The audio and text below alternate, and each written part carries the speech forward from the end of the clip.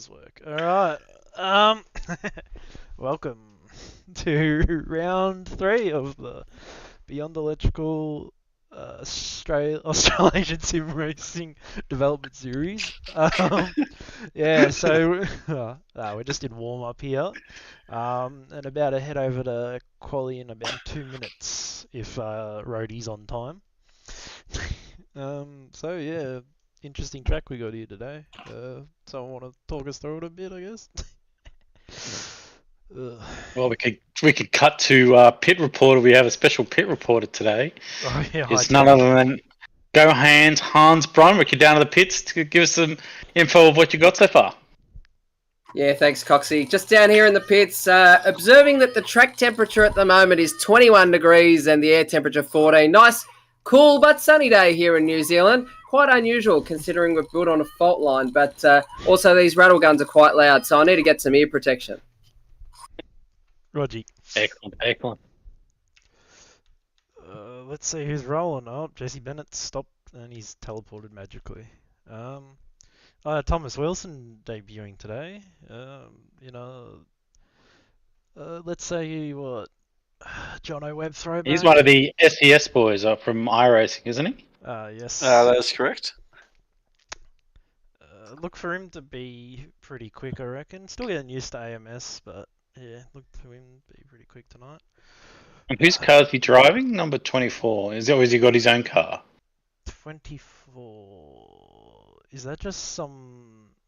It just says Dead Is that Series. Is still- that Oh, okay. So he's in a guest car. He's in a Walker racing car. is that Metro Okay, I think livery? he might have just slept an alternate livery to show that he's Oh. sitting in. Good. And we've got two of the New Zealand boys who obviously don't have a rugby league match to go and watch. So I think Cheese and Snipes are in here tonight, I believe. I didn't see Snipes, yes. And he's done a decent time too, so they're dipped into the low 25s now, so they're going pretty. They're starting to put some heaters in, just for quality. I wonder from last year if you'll see a 24 on quality, maybe even lower. Yeah. Well, they're on According the to Ryan Smith, because there was more time in that lap, according to him.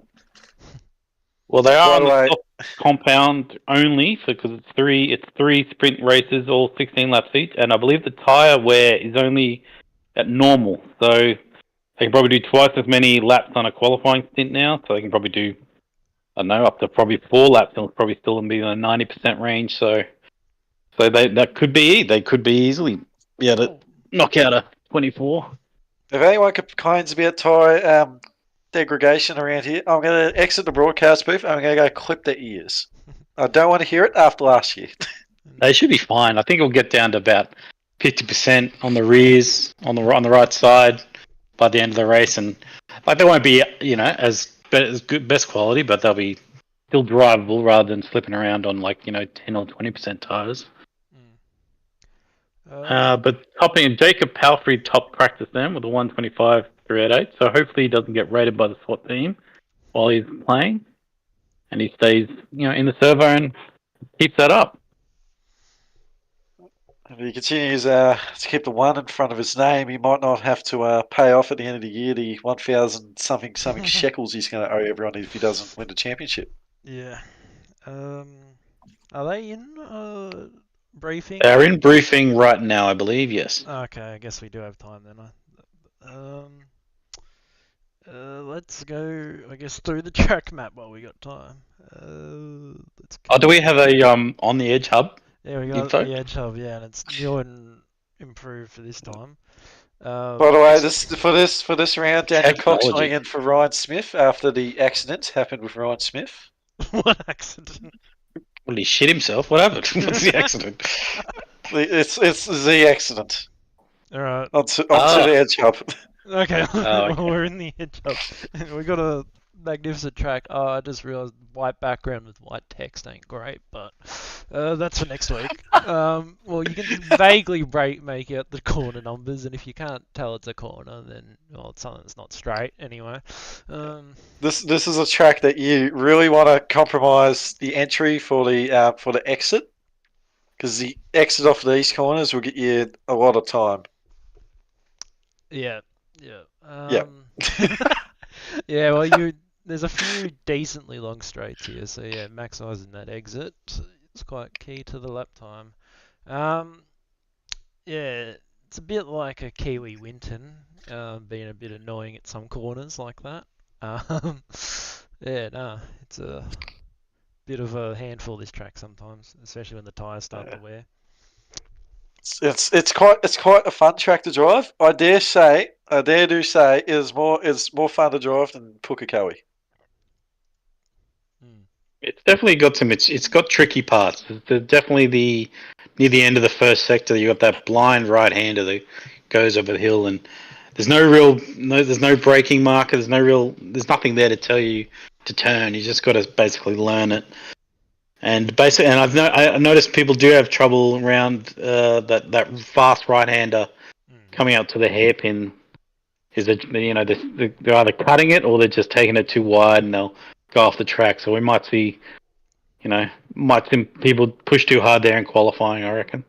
Yeah, absolutely. And for some of the people who didn't drive last year that might not notice track, that corner really throws you off because you go to break into it, and but then it all of a sudden tightens up really quickly and it throws you off. You either brake too much, you cut it, or you brake a bit too late and you run off the track and get that truck out, which is no good.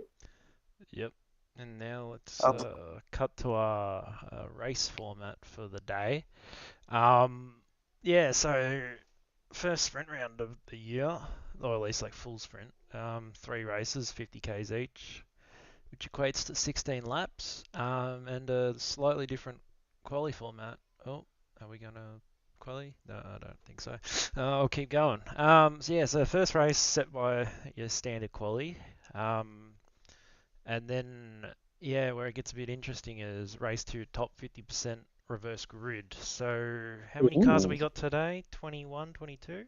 There's 22 from what I can see. Yes. Yeah, so there'd be top 11 reverse with 11th in race 1 sitting on pole. Yeah, and 12th on back is just progressive. So, yeah, I think last year we saw. Yeah, getting that reverse grid pole was quite good for your like overall round points. As race 3 being progressive, you sort of if you can stay at the front, it's usually a bit calmer of a day or night. Another thing, soft tires only, though you probably wouldn't want hards in a sprint round, but yeah, they're forced to softs. And we're looking at, well, as we can see already from Pracky, around a mid 125 for quali. Races probably going to be low 26s to 27s once the tyres wear in. Should be interesting to see who can manage the tyre, especially if there might be a safety car, bit of extra tyre, bit extra rubber, yeah, be handy at the end. And Crompo, I'd like to point this fact out. Kai Jones is indeed tuned into the broadcast without sound, so that means we can slag him off if we do want to. Or am I just not broadcasting sound? Nah, we're high budget. We'll find out at the end of the night. Yeah. Um, yeah. About 2 more minutes in this practice session. They're all sitting in the garage, so I guess. Oh, we should go to the driver standing. That's probably important. Yeah. Let's Yeah, we need to see transition. who's standing. We have McDonald still leading the championship. Yeah. Got a small margin over his teammate Darren Lugman. I think, well, other than at the end of race 1 Gold Coast, led the championship the whole time. Yeah, looking comfortable still. Not much more to say about that. Now, has he won like 3 races straight at the moment? Is that right? Yes, he has. He is on a streak as well as Yeah. pole positions. Yeah. So he's the one to look out. The pink Pink Mustang. monster. Yeah, well, this is where the reverse grid might Look out for the pink-eyed monster. come into effect, because assuming he finishes towards the front race 1, he'll be right in it for race 2. And who we got in the lead for Super 3? I believe it's Adam Carrison. Yes. very good round last time. What, a fifth and like a 10th? Yeah, really punched Yeah, above his weight that round. and a very good interview too, might I add. Yep, yep. And yeah, yeah, probably sums it up. Yeah, can't really remember exactly who's missed a round so far, but yeah. Oh, and Ford's 1 through 9, so need to fix the parity on that one. In fact, also, I've just realised we also have our first negative points of the season, Angus Wells. Oh. Well, I've just why seen is that he now. ahead of people with 0 points? Your graphic's pretty whack then, mate. I think the graphics going on the basis of who hasn't competed races, but Scott Morrow is indeed that slow that he's on 0 points, but he's behind someone -10. So Yeah, because he doesn't have his come on, dado. come on, Scott, come on. Okay, very quick. He's stolen your ultimate too. Come on, man. Very quick teams, because I think they kick it over in a second. Yeah, okay. Yep, So, just entered quali. Yep. yeah, so teams Luke McHugh Racing, basically no changes in the team standings so far. And for oh, okay, no, it's sinking. I'll give it a second longer. And I believe it's for Super 3 teams, it is Rhodey and Cracker leading the way. So talk about parity, by the way. Ford's P1 to 7th. Yeah. Oh, We've okay. got snipes and cheese here now, so hopefully that'll help it. And they're using the old pit lane exit, not the new one for the supercars that we're seeing in real life this weekend. So they're still going sort of like the long way around. So they've cut it off the new one with the cones there, as you can see. So I believe that shouldn't be too. I doubt there'll be any. You shouldn't be needing a pit stop in these races anyway. But hopefully that won't impact anyone. But Kemp's going to lead them out. Oh, this will be interesting. Will he do a Kemp train in qualifying? I'd like to. Is the sky blue? Yes, it is. Yep. And away we go. Yeah, so we'll just sit on board with Darren Kemp for this first lap. I think he was first out last round too.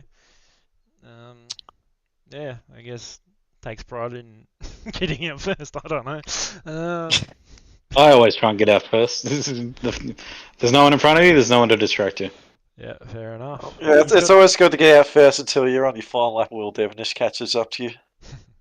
That's his problem, not yours. Not too much weaving so far. How get about two good laps out of a set of tyres here?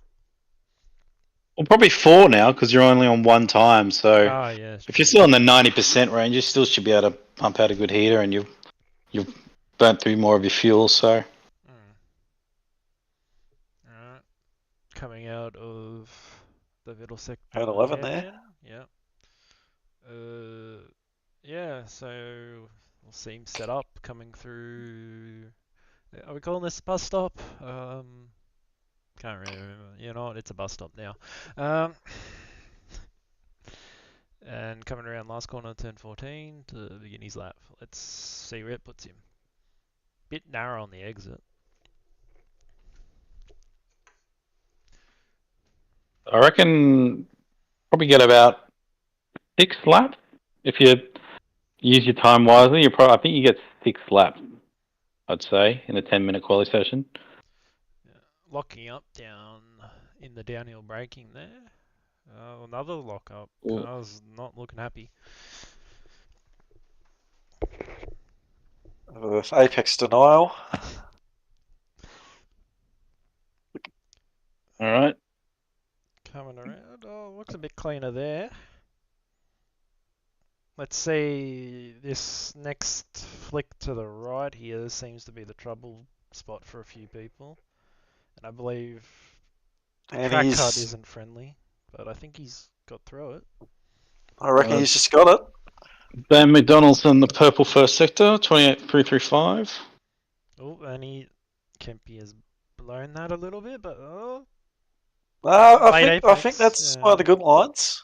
Right. I think that's one of the good lines through there.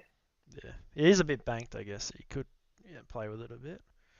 Because it does look a bit washed up. Then all of a sudden you get a really crazy final sector and go to pole. Now, these couple corners here are really weird because it's kind of like you're changing directions or braking and stuff. It really throws you off first time you drive around here. And track Dan car. McDonald's obviously on a heater. He's Oh. He's got a done a track car. couple second sector as well. Oh, So Daryl nothing but Cole problems gets for a spot. Damon. lots of track cuts actually. Okay, let's go with the hometown fella, Snipes. Dan McDonald to the top of a 25.5. Darren Logman the closest behind 7/10. Hmm.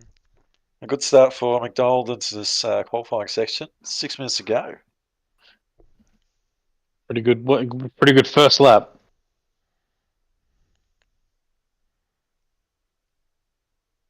Let's have a Across the look line, now. the Snipes P2. No, still Nice. a large gap to McDonald. Let's see, is Damon's on another lap going quicker actually. But a little bit of traffic Oh behind no, Ethan Knight's done the fastest first sector now, 28.1. Or maybe not That's traffic. a tenth faster than Damon. My guys seem to be giving themselves a bit of a tow here. Might bottle McDonald a little bit, depending how close he gets. Almost 2 But tenths Damon's off responded with the fastest here, sector 2 now, 25.6. and he's gonna Ethan's have run a bit wide. Oh, he's gonna have a tow here too, yeah. Yeah. He's really going to have to be pushing on the back of Ethan Knight's bumper here. He wants to keep that up. Oh, balked a little bit, I think. Well, as long as he doesn't stuff it up, it's probably helped him quite a lot, I'd say. Yeah. Ethan Knight to P2. He doesn't end up going faster than McDonald. Right. Steve Warwick would now the fastest sector 3 Oh. actually out of all of that. Okay. 3 tenths Whoa. faster. There was some 31.4. Oh Some yeah, so devious actions. good lap by Steve there. He's been not probably as far up as he probably would want so far this season, so good to rebound. He did do a flat 26, so he's pretty much matched his practice time. Oh, and he's gone another 2 tenths up. That could almost slot him into P2 if he keeps it up here. He's really cleaning up his act here into the gym's Oh, cleaning he's entry. lost Oh, his sides. Oh. Oh, he's Oh dear. That's a big hit. he's like He's pushing it though, that's good to see though. let's see if we can You're not going to injure yourself, so might as well push. sort of catch that on from an onboard here. Let's just see. I'm pretty sure it was just too much right foot. Too much scandal. Yep, and Yeah, almost just took out over a- that bump. Oh, that could have All right, been bad. we're gonna feed from the pit lane. So what's the damage looking like on the 63? Hans, do you reckon they can get back out for the rest of the qualifying session? Well, looks like a quick change here because looks like they've just thrown another bonnet on and off it's going. So obviously the Warwick car is looking really, really good in terms of the strength of the materials used to build it, of course. But we'll see if it has any lasting effect. So we'll keep that in mind, and we'll see if we can get to the bottom of that story for you, Brandon. Thank you, Hans. Here we are watching the Nether, leading Super 3 car right now. Apparently 8, that's not bad. Yeah. He's doing quite well for someone that's only that hasn't raced at all last year, except partnering up with Nathan Higginson in the Bathurst 1000. And that does things. I just started practicing like literally 10 minutes jumping into the server, so it's not bad. He's adapted quick. I think this is his out lap, so we'll stay on board for a little bit to see if he at least sets a quicker first sector. I miss the FGXs. They're a good looking car. Just make sure you pay. As well as having Cuppet would once say, I want my FGX back. No, he wants his FG, I think. Ethan Knight coming in the last couple of corners, headlights on. What can he do? Can he disturb McDonald? Fires it up to P2. 2 tenths down from McDonald. Nether just down, so let's see if we can find. Only 2.5 minutes left, so everyone's gonna. If you want to improve, now's the time to start doing it. As Palfrey's actually gone to the top of the session now. He's eclipsed Damon McDonald. Oh. Can he break McDonald's pole streak? Alright, let's just. McDonald is out, so he's got a chance to do it. Is he on a lap or out right now? I don't know. Okay, we'll cut to it once Roddy finishes his lap. He's a second up. Already in a Holden Racing Team car.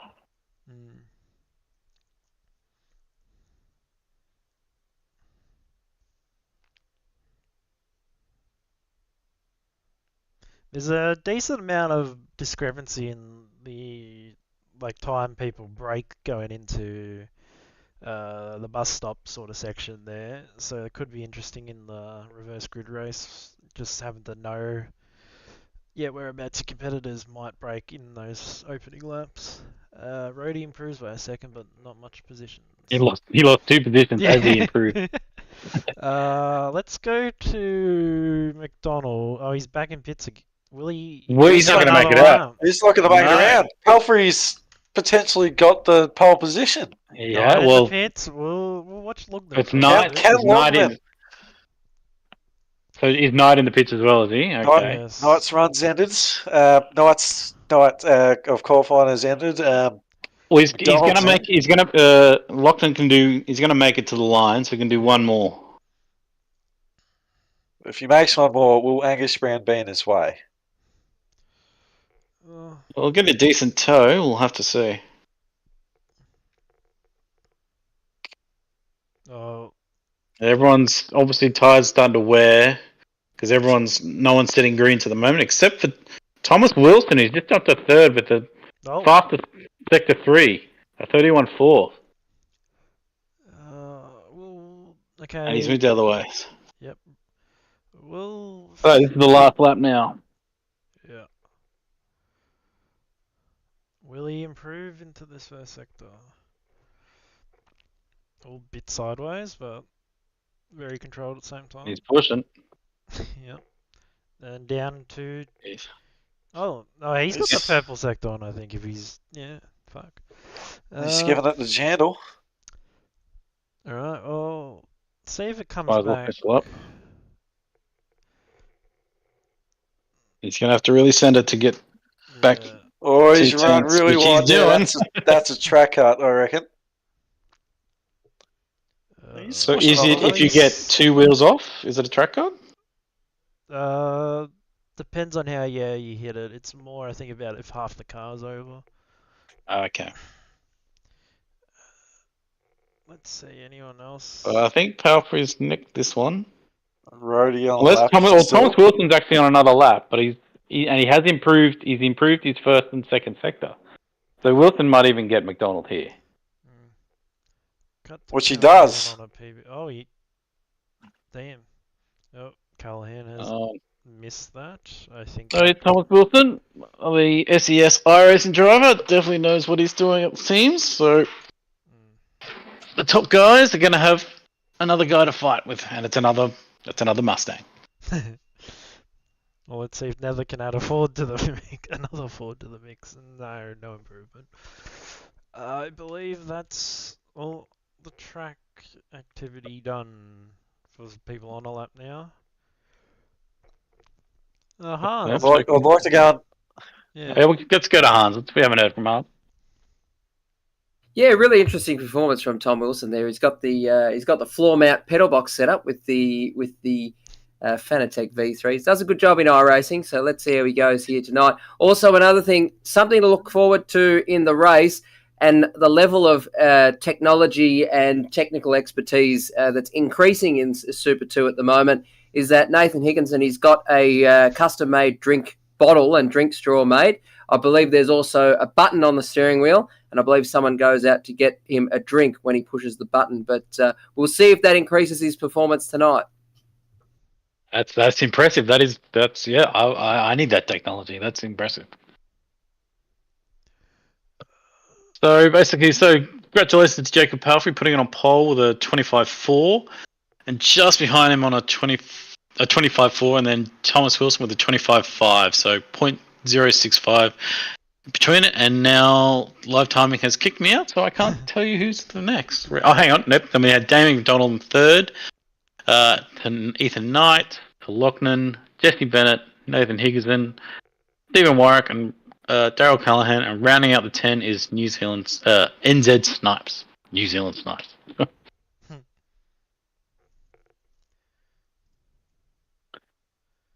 it's going to be interesting. I still reckon probably Damon McDonald's still probably the man to beat at the moment because he hasn't got pole this time round, but his performance in the last 3 races, obviously he's winning them all. He's probably still, the gun to beat. So it'll be interesting to see if he can, what he does in the second row, if he can launch it and get past them. It'll be interesting.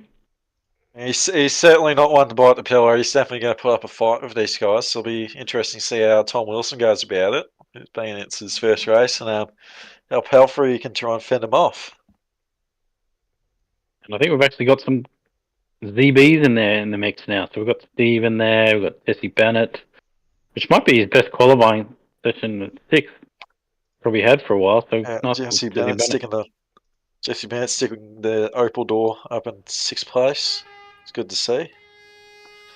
His last car he raced in Dev Series was a Zinger Box car, I believe, a Zinger Box FGX back in 2023 as a full-time runner. Where last year he filled in a couple of times for Anthony Green. And I think the highest place Super 3 was Nether. Stephen DeVries, the main commentator for Supercars, ASR Supercars. He came into 13th, I believe. Yeah, I think, he's the highest Super 3. But Rody just behind him. Oh, and he's just looped it coming out of pit lane. Definitely gassed it up too much. We'll get it out of the system now. It's only warm-up.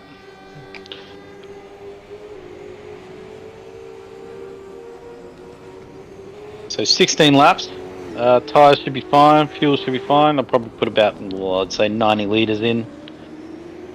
Tyres will get to about probably 50% by the end of the race. If they, maybe a bit less if they push hard. But there shouldn't be any punches for driving it too long, since it's on one time. So everyone's just a flat sprint. No strategy. No pit stop strategy, no fuel strategy, no tyre strategy, just straight out sprint race. Speaking of punches, Hans, any fights in the pit lane after Colin? No fights in the pit lane, unfortunately, but we're sure that with some of the gaps between the field, it's going to be pretty rocking up in certain points of the field. So. And given the nature of some of the Mickey Mouse corners on this track, I think that might lead to that. So we'll see in the race, but not so much in qualifying at the moment. It all seems pretty happy and jovial, I dare say, at the moment. Yeah, we'll see how long that can last once the door banging begins. And so, Hans, tell me, what's your thoughts on a new MG Ute that's coming to showrooms in 2026? Well, I think the people who are building it are obviously not very high-level operators, but compared to the MGs previously, I dare say it might be an improvement in terms of reliability and build quality. So that says enough as it is. So we'll leave it at that. You read what you want into it. Yep. Alright, we got a couple minutes before the race. Might hit a quick ad break, have a little rest, go get a drink. Yeah, we'll be back in like 3 minutes. Important pit stop for Scape now, pulling into refuel. Oh, but watch this! Ambrose has blocked him on the inside. Scape now left with no option but to let him pass. To be number one these days, you have to go to the extreme. KFC's Extreme Zinger Meal. Start with a whole fillet Zinger burger, then top it with a piece of chicken, chips, potato and gravy, and a Pepsi. That's the last time I let you in, mate. KFC's Extreme Zinger Meal. An important pit stop for Scape now, pulling into refuel. refuel. Oh, but watch this! Ambrose has blocked him on the inside. Skate now left with no option but to let him pass. To be number one these days, you have to go to the extreme. KFC's Extreme Zinger Meal. Start with a whole fillet zinger burger, then top it with a piece of chicken, chips, potato and gravy, and a Pepsi. That's the last time I let you in, mate. KFC's Extreme Zinger Meal.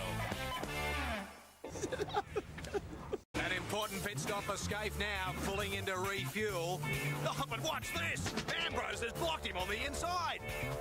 Scaife now left with no option but to let him pass. To be number one these days, you have to go to the extreme. KFC's Extreme Zinger Meal. Start with a whole fillet zinger burger, then top it with a piece of chicken, chips, potato and gravy, and a Pepsi. That's the last time I let you in, mate. KFC's Extreme Zinger Meal. An important pit stop for Scaife now, pulling into refuel. Oh, but watch this!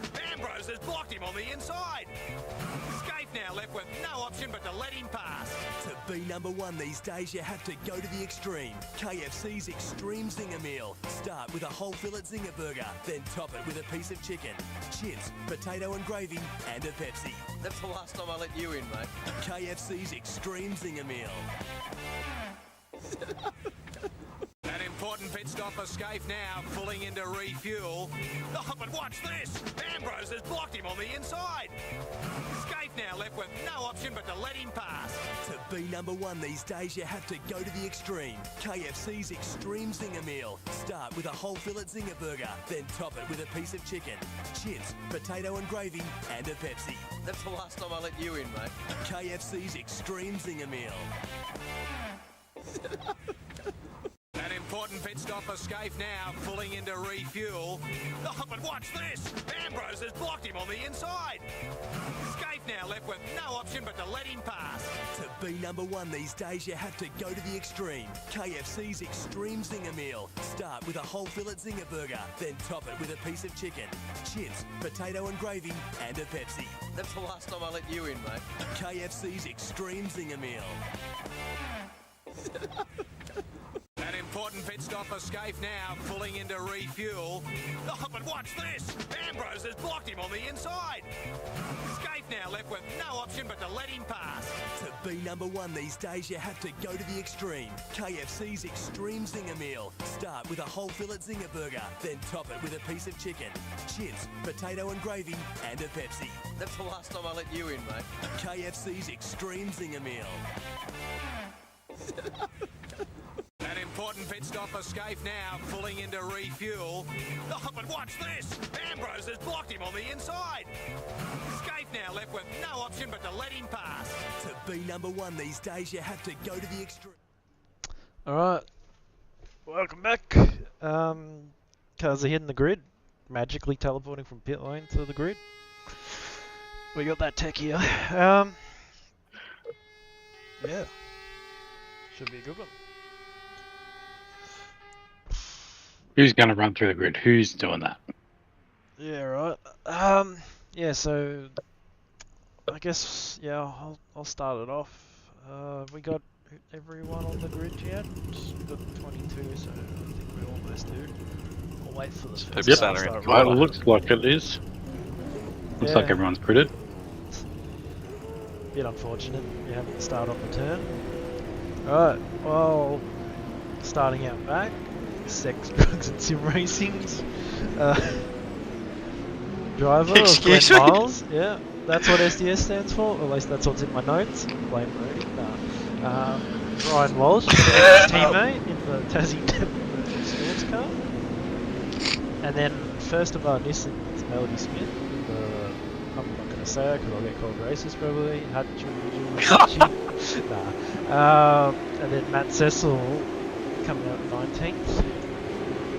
Damo in the Enforcer powered by Beyond Racing, none of the Ultimas. And then we have Cracker. Maybe a bit further back, at least relative to the Super 3 runs than we want to be, I'd say. And then we have Adam Kerrison at 16th, Super 3 leader. 15th, Darren Kemp, the Pallet Controls Solutions Racing Mobile. Rhodey in P14 in the PBF Holden Racing Team car. P13 in the 1-3 Cabs Racing, pays taxi fare or else, never. P12 SES Project Zero's Angus Brown.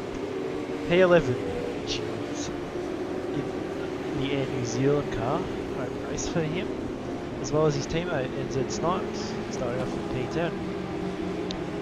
Just note P11 is going to be our reverse grid pole, so people around here will want to be staying in top 11. Daryl Callahan in the CRE DevOps, starting off P9. Steve Warwick in the SAW Racing but PBF at P8. Number 7, I don't think we've spoken about Higginson today, but yeah, starting off P7 in the Q Racing by SNS car. Jesse Bennett in Skill Issue Racing, starting off P6. Number 5, Darren Logden in the other Luke McHugh Racing car. P4, Luke McHugh Racing by SES is Ethan Knight. P3, Dane McDonald, Championship leader, and first pole he hasn't got this year. Number 2, Thomas Wilson on debut in the Walker Racing Mobile, I believe filling in for Alex Kittis. And I think first pole of his career, I want to say, Jacob Pelfrey in the other SES Project Zero car. Good time. Yeah. Great timing. Yeah. Right, who do you reckon's going to get T1? Who do you reckon's going to win to T1? Oh, I think. I don't know if Thomas Wilson's Wilson's going to give it a bit of a crack. Yeah, does he know how to start one of these cars in this game? He's either going to have a really good start or he's going to get swamped. Oh, there's and Biff in the mid pack. And Pelfrey, is bang that out 5 wide? Oh, he's it's all a going. big old bunch. Oh, the Raymond's off the teammates road are and off. he's around. Teammates! Right. And he's to the back. So our championship leader is at the back and he's not moving. He's not moving. Oh, he's going. Here he goes. Big He stalled news. it. Okay. Right, he has got some work to do.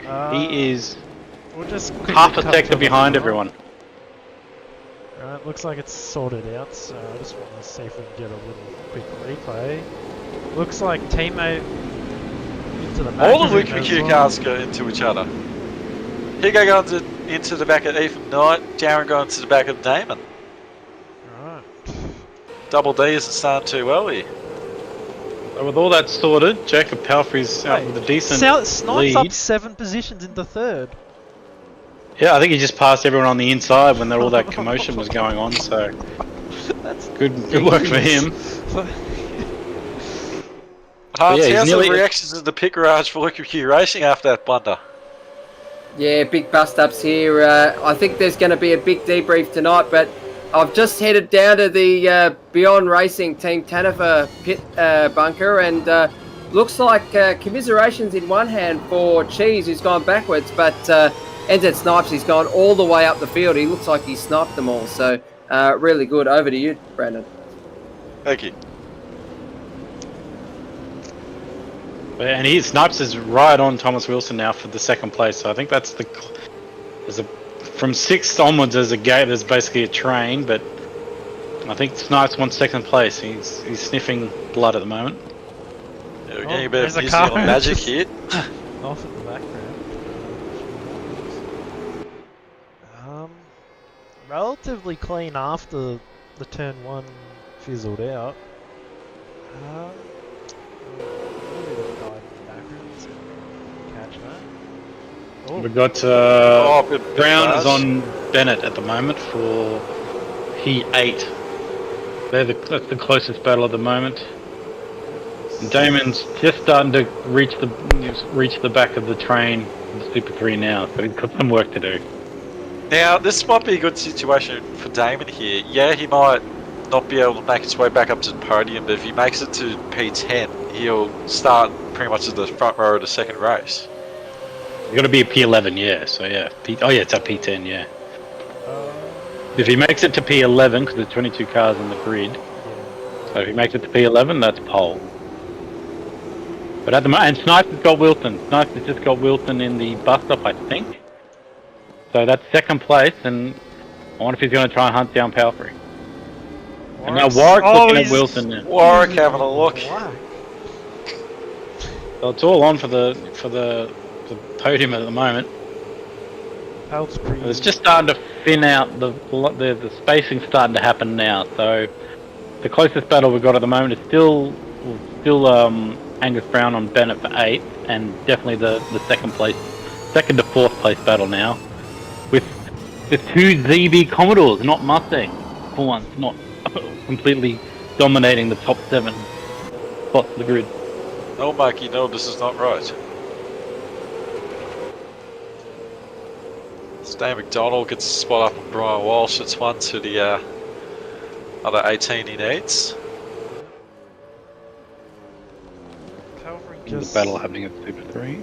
bringing the gap out ever so slowly. It's a bit over 2 seconds now. Yep, he did the fastest lap last lap for 1:26.2. So he's definitely extended the lead to 2.4 seconds. This But battle, while they're all battling, yeah. battle for 8's still on. Let's see if Angus Brown can send them all here. Far back. Chance to turn 1 is. Well, Wilson's gone wide on the turn 1, so he's kept it on the road though, so he's lost a spot to Warwick now, so Warwick's now in 3rd. Just have a little bit of a meander towards the back. Darren Lockman about to make a move on Kemp for 12. He's quite close to that inversion spot of P11. McDonald's gotten up to 17, so he's in the mix now, so he's going to start passing cars. He's just got to keep it clean and not send anyone off or send himself off during the process.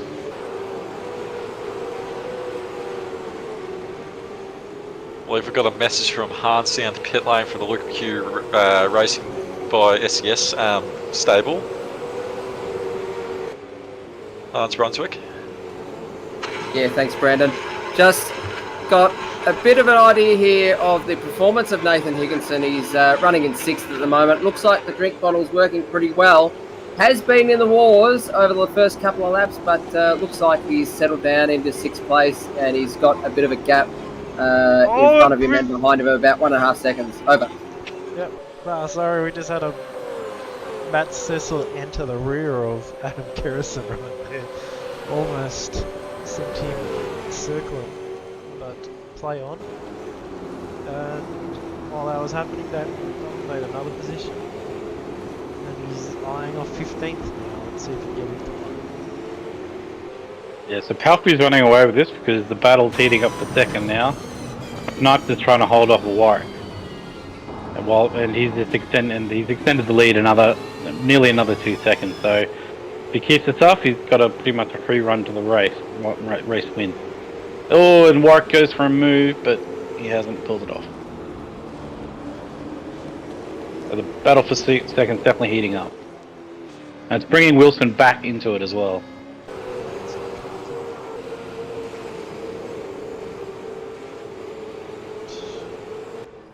Yeah, very racy from Warwick today. He's touched. Oh, he's around. He's held it. Oh, Good he's job. just held on to it. well, it's gonna be a Probably going to lose race. a spot, but to hold that without looping it is quite impressive. His rears are going to be hot though, so he's going to have to take it a bit easy for probably the next lap or so to let cool down. Keeps it ahead of Wilson going. And have we got a safety car? We do have We a do have a safety car.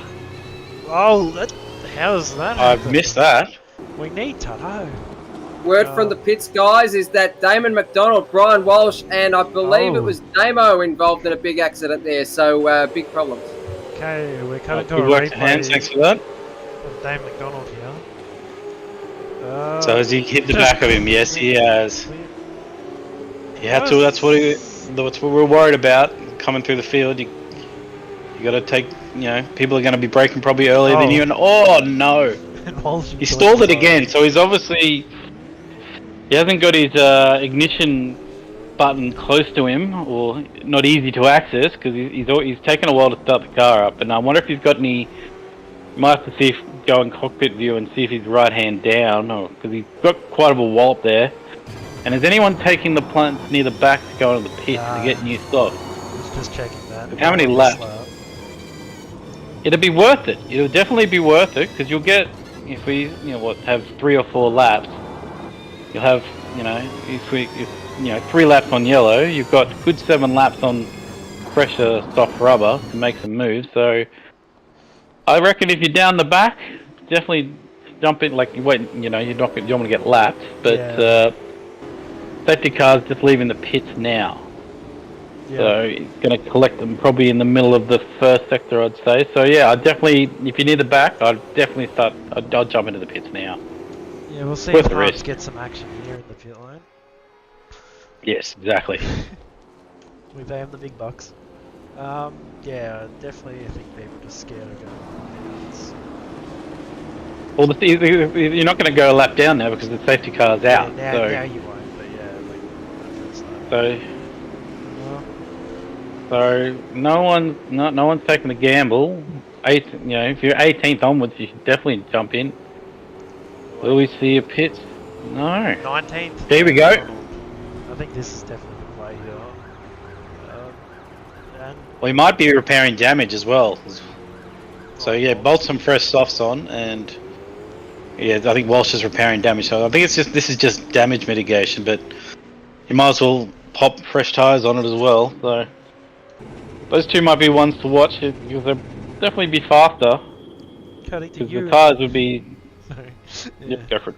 Cutting to you in the Yeah, pit go- lane, Hards, mate. You got some action here with some pit stuff. Finally, some action down here, and looks like the 2 cars involved in that incident, they've come in. Damon, I reckon he's going to make a pace advantage here, and he's going to get some sort of speed advantage from the new tyres. But Walshy's there as well, but don't expect him to go up any further than what he is already. So he's out, and they're off and rolling.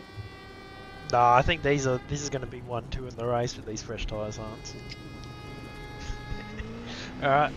Well, hopefully... Maybe in Tasmania, mate, but we're in New Zealand. Fair enough. I'd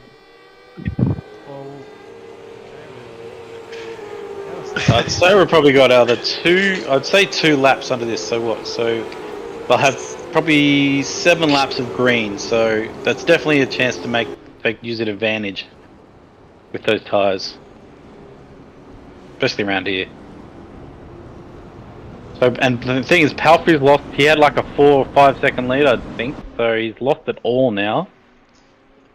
So Knife is probably going to try and capitalise that and make a good start. Oh, we got someone's going into the pits now. Who's that?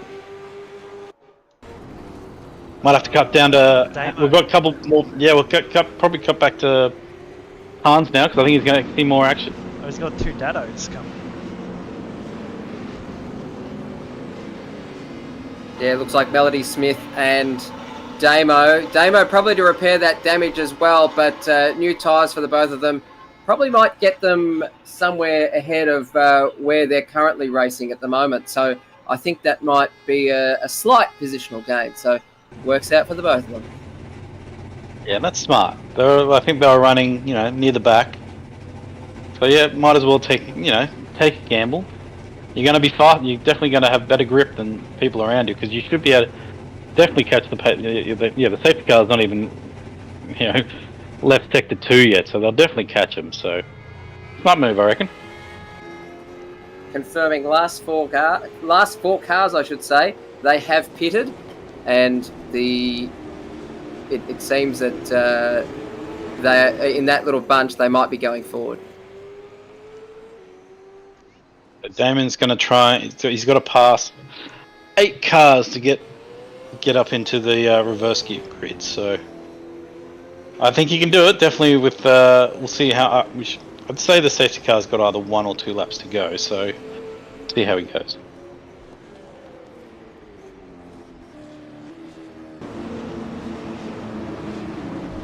So our current order is Jacob Palfrey's has led all the laps here. So Jacob Palfrey, then Snipes in second, Warwick's in third. Thomas Wilson's had a couple of little mistakes, so he's gone from second to fourth. Ethan Knight in fifth, Nathan Higginson, Daryl Callahan in seventh, followed by Jesse Bennett, Angus Brown. So Angus Brown still couldn't get past Jesse Bennett, so I think they've been battling all this way. Rhodey, Super 3 in top 10. followed by Darren Lachlan. Steve DeVries, aka Netherelmian, is at 12th. Darren Campington 13th, followed by Cheese, Adam Kerrison, Matt Cecil, Glenn Miles, Cracker, and then Damon McDonald, Bromos, Medley Smith. And then Damo. Can't forget Sorry, I was looking at the live time. I didn't know you actually that. changed Oh, it to yeah, the I camera. was Sorry flicking if I was doing that too fast. Nah, she'll be right. Oh, we got the buzzers for the sound. We have an unpaid intern. So, I'm not getting notifications that if it's green next lap. So have you guys got any information that it was green next lap? But No? Okay, we just have to watch the safety car, and I think they got a slow up on the back straight, I believe.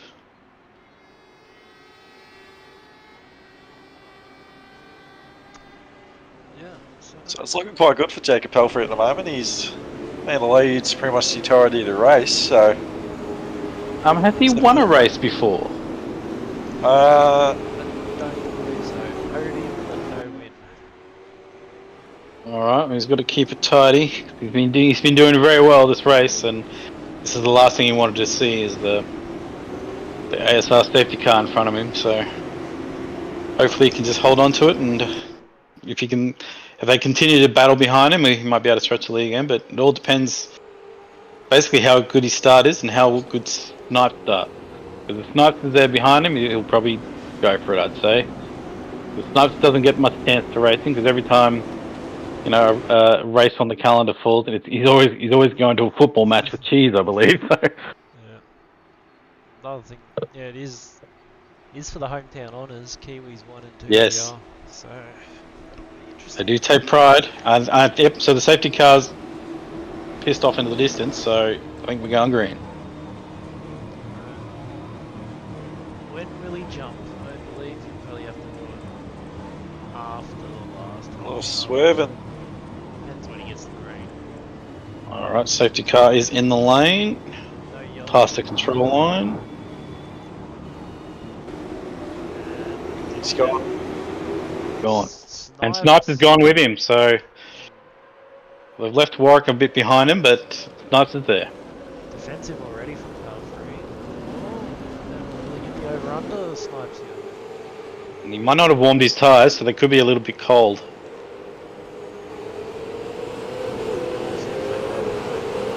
Sort himself out now.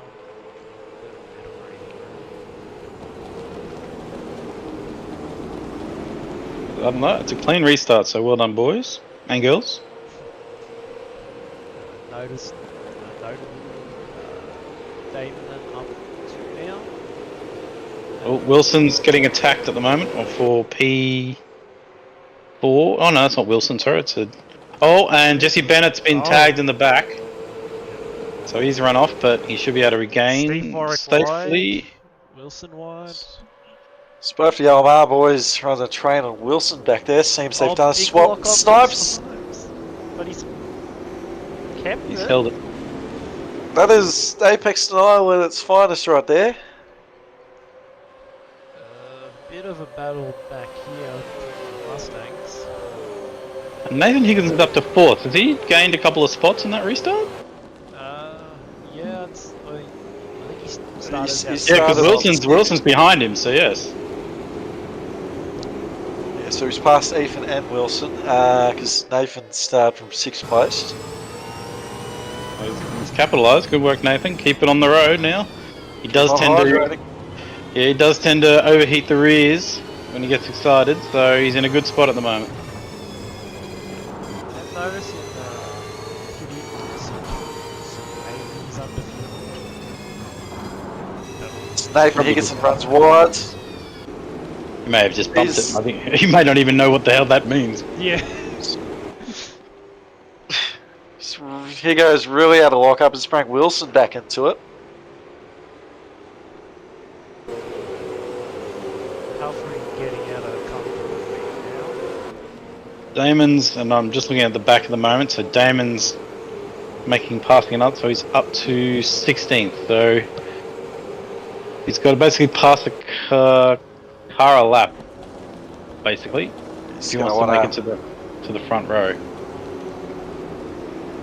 Nose. Whatever. McDonald's past another car. He's going to want to make a move on here. He's starting to run out of time now. So It's definitely the battle pack to watch. Is fourth, fifth, sixth, seventh, eighth, and ninth. All Mustangs, of course. But they are being led by two ZBs in front of them, so it's good to see some parity in the Super 2s. I'm screwed on Ocals. Yeah, guys, just down in the 1-3 cabs pit here for the number 93 of Nether, and it looks like he's gotten up into the top 10. So big cheer here from from the pit crew down here. So That's great effort. excellent. The FGX is up there. Good work. So he's just behind that whole battle pack we mentioned, so he's done very well. We're looking at a roadie down to the front row for race 2 right now. Things stay as they are. Could be interesting. We've got Damon McDonald working in the background. Yeah, it's all going on down there. A lot of lockups. Alfred's again run away with it. He's done. He's up to a 1.8 second lead, like driving like fourth behind him, so he's doing well. Oh, we've had two people off. Bennett and Smith have gone off, but I don't think it's local yellow.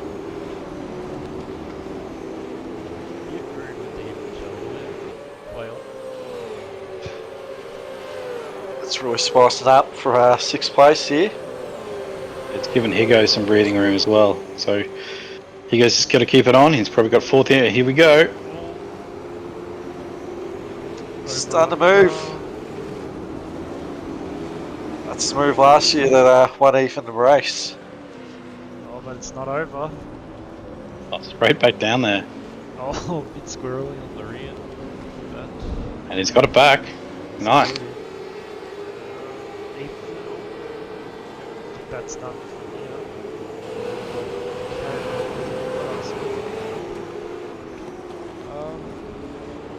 Angus still in that 8th place that seems to be haunting him, but making progress right here. Side by side with Callahan.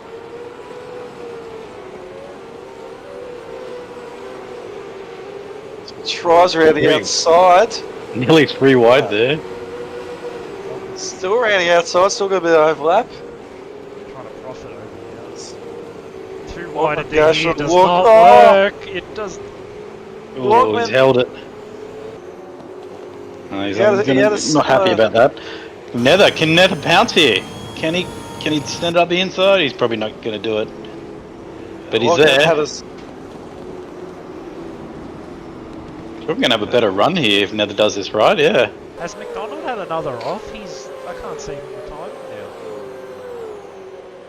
I think he has. McDonald's down 21st. Oh. Oh dear. He's had a blunder. The no good. How'd you get your news on that? So Damon's having a real tough time with this car. So they might be carrying damage on board, but well, I don't think we can get to the bottom of it until after the race. But pretty busy at the moment for poor Damon. Yes, there's another race for him to remember. He started third and he dropped down to the very back. As we get a drive for penalty for the 222 of JMO. Yeah. I bet Hans is hearing all the expletives from their pit box. Oh, jeez. And Kemp red hot for the transfer spot. Transfer spot with the pole position next race. Oh, only 2 to go, I suppose. So that battle from 4th to 6th is all sort of spread out now with all that. But I think Warwick's trying to make a move for 2nd. I think he's started to catch up back up to Snipes. At the moment, with how's this playing out, where Lognan is, he's actually going to gain the points lead over McDonald's. McDonald's got some serious work to do in the second race here at Taupo. Oh, and Kemp has gone completely off there, and he's given up. He's gone up pole, hasn't he? Yeah. Currently in the hands of Cheese now. It's cut tomorrow.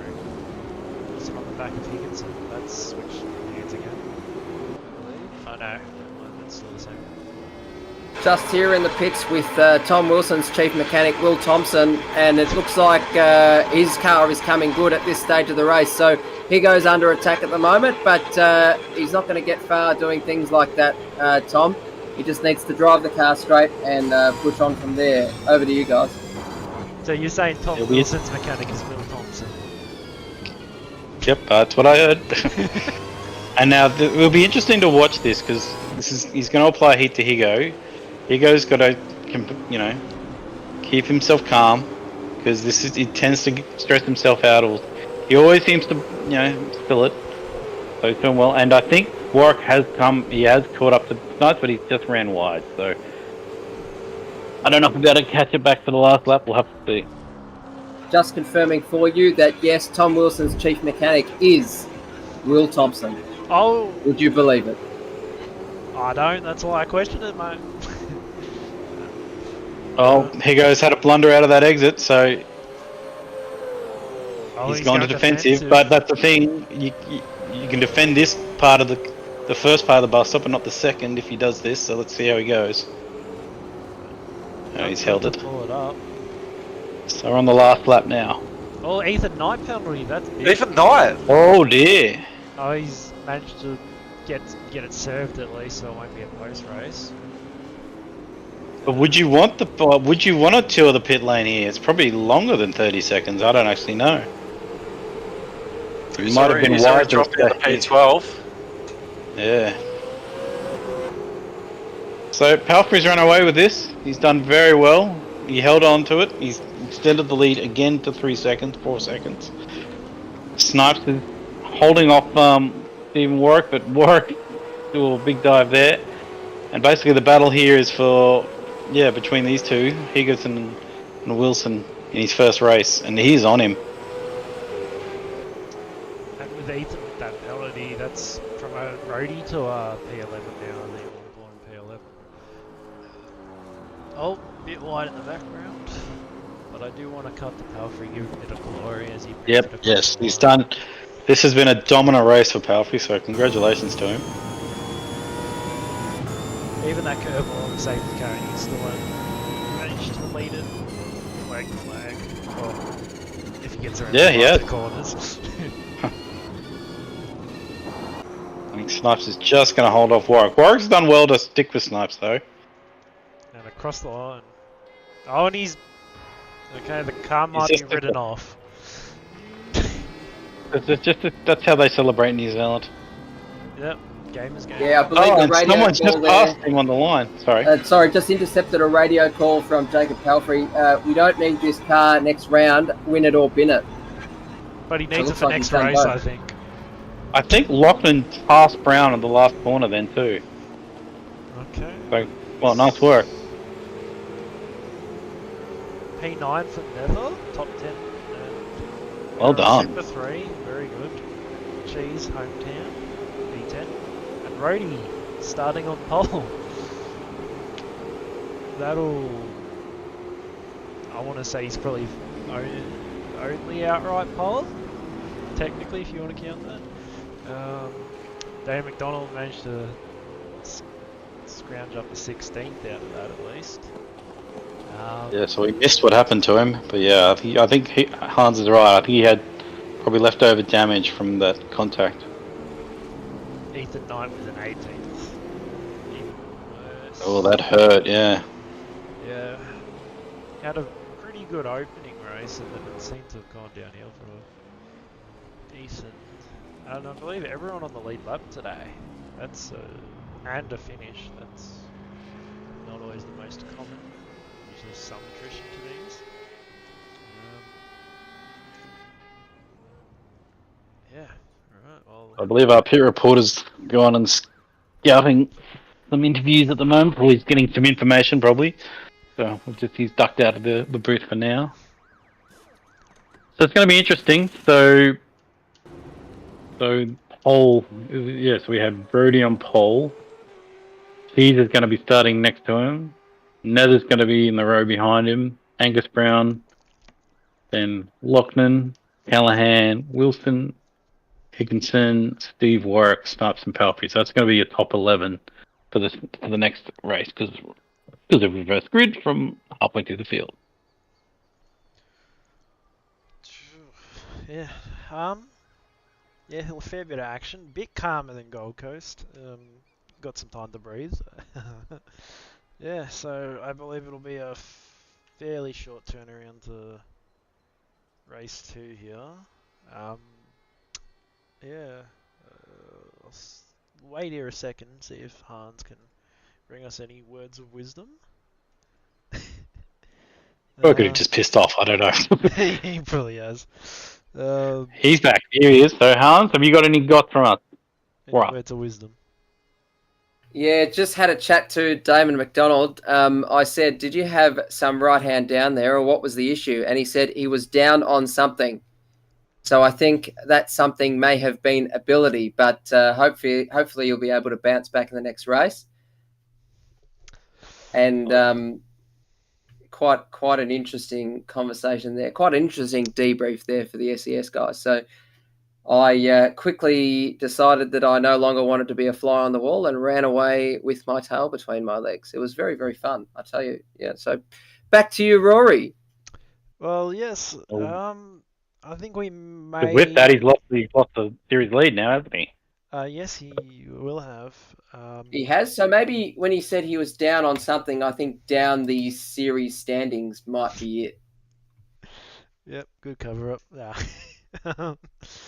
Well, he's got 2 more races tonight, so he's it's not all over. He can still definitely come back, make it through the field, get a good spot, and then if he gets a good finish for this race, it is progressive grid for the next race, and no more reverse order. So he's got a chance to make still make it a decent night. Not all doom and gloom. I think we'll cut it to an ad break there. We'll go through a warm up and setting up the grid for race 2. Yeah, good first race. We'll see you in a second. Or 2. An important pit stop for Scaife now, pulling in to refuel. Oh, but watch this! Ambrose has blocked him on the inside. Scaife now left with no option but to let him pass. To be number 1 these days, you have to go to the extreme. KFC's Extreme Zinger Meal. Start with a whole fillet zinger burger, then top it with a piece of chicken, chips, potato and gravy, and a Pepsi. That's the last time I let you in, mate. KFC's Extreme Zinger Meal. An important pit stop for Scaife now, pulling in to refuel. Oh, but watch this! Ambrose has blocked him on the inside. Scaife now left with no option but to let him pass. To be number 1 these days, you have to go to the extreme. KFC's Extreme Zinger Meal. Start with a whole fillet zinger burger, then top it with a piece of chicken, chips, potato and gravy, and a Pepsi. That's the last time I let you in, mate. KFC's Extreme Zinger Meal. An important pit stop for Scaife now, pulling in to refuel. Oh, but watch this! Ambrose has blocked him on the inside. Scaife now left with no option but to let him pass. To be number 1 these days, you have to go to the extreme. KFC's Extreme Zinger Meal. Start with a whole fillet zinger burger, then top it with a piece of chicken, chips, potato and gravy, and a Pepsi. That's the last time I let you in, mate. KFC's Extreme Zinger Meal. An important pit stop for Scaife now, pulling in to refuel. Oh, but watch this! Ambrose has blocked him on the inside. Scaife now left with no option but to let him pass. To be number 1 these days, you have to go to the extreme. KFC's Extreme Zinger Meal. Start with a whole fillet zinger burger, then top it with a piece of chicken, chips, potato and gravy, and a Pepsi. That's the last time I let you in, mate. KFC's Extreme Zinger Meal. An important pit stop for Scaife now, pulling in to refuel. Oh, but watch this! Ambrose has blocked him on the inside. Scaife now left with no option but to let him pass. To be number 1 these days, you have to go to the extreme. KFC's Extreme Zinger Meal. Start with a whole fillet zinger burger, then top it with a piece of chicken, chips, potato and gravy, and a Pepsi. That's the last time I let you in, mate. KFC's Extreme Zinger Meal. An important pit stop for Scaife now, pulling in to refuel. Oh, but watch this! Ambrose has blocked him on the inside. Scaife now left with no option but to let him pass. To be number one these days, you have to go to the extreme. KFC's Extreme Zinger Meal. Start with a whole fillet zinger burger, then top it with a piece of chicken, chips, potato and gravy, and a Pepsi. That's the last time I let you in, mate. KFC's Extreme Zinger Meal. An important pit stop for Scaife now, pulling into refuel. Oh, but watch this! Ambrose has blocked him on the inside. Scaife now left with no option but to let him pass. To be number one these days, you have to go to the extreme. KFC's Extreme Zinger Meal. Start with a whole fillet zinger burger, then top it with a piece of chicken, chips, potato and gravy, and a Pepsi. That's the last time I let you in, mate. KFC's Extreme Zinger Meal. An important pit stop for Scaife now, pulling into refuel. Oh, but watch this! Ambrose has blocked him on the inside. Scaife now left with no option but to let him pass. To be number one these days, you have to go to the extreme. KFC's Extreme Zinger Meal. Start with a whole fillet zinger burger, then top it with a piece of chicken, chips, potato and gravy, and a Pepsi. That's the last time I let you in, mate. KFC's Extreme Zinger Meal. An important pit stop for Scaife now, pulling into refuel. Oh, but watch this! Ambrose has blocked him on the inside. Scaife now left with no option but to let him pass. To be number one these days, you have to go to the extreme. KFC's Extreme Zinger Meal. Start with a whole fillet zinger burger, then top it with a piece of chicken, chips, potato and gravy, and a Pepsi. That's the last time I let you in, mate. KFC's Extreme Zinger Meal. An important pit stop for Scaife now, pulling into refuel. Oh, but watch this! Ambrose has blocked him on the inside. Scaife now left with no option but to let him pass. To be number one these days, you have to go to the extreme. KFC's Extreme Zinger Meal. Start with a whole fillet zinger burger, then top it with a piece of chicken, chips, potato and gravy, and a Pepsi. That's the last time I let you in, mate. KFC's Extreme Zinger Meal. An important pit stop for Scaife now, pulling into refuel. Oh, but watch this! Ambrose has blocked him on the inside. Scaife now left with no option but to let him pass. To be number one these days, you have to go to the extreme. KFC's Extreme Zinger Meal. Start with a whole fillet zinger burger, then top it with a piece of chicken, chips, potato and gravy, and a Pepsi. That's the last time I let you in, mate. KFC's Extreme Zinger Meal. An important pit stop for Scaife now, pulling into refuel. Oh, but watch this! Ambrose has blocked him on the inside. Scaife now left with no option but to let him pass.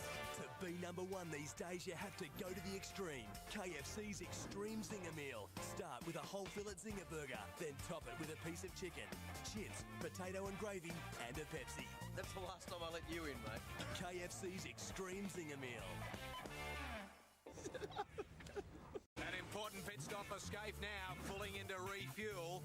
Oh, but watch this! Ambrose has blocked him on the inside. Scaife now left with no option but to let him pass. To be number one these days, you have to go to the extreme. KFC's Extreme Zinger Meal. Start with a whole fillet zinger burger, then top it with a piece of chicken, chips, potato and gravy, and a Pepsi. That's the last time I let you in, mate. KFC's Extreme Zinger Meal. An important pit stop.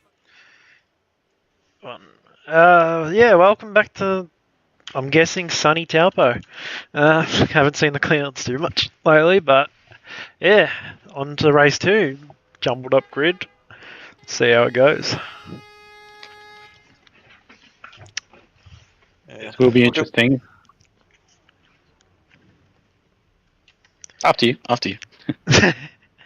Alright, well, we got most of the cars on the grid. I think we're just waiting on one. Yep, they're all on the grid now. Yep, okay, I guess we'll get a head start so we don't have to rush it. Out of P22, Glenn Miles in Sex, Drugs and Sim Racing. Does that stand for Sex, Drugs, Sim Racing Racing? Yeah, we'll take it. Damo, after having contact with the other Damo in P21.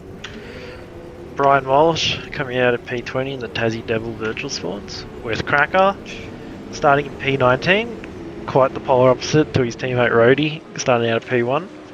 Ethan Knight after that Drive through towards the end for track limit violations, I believe.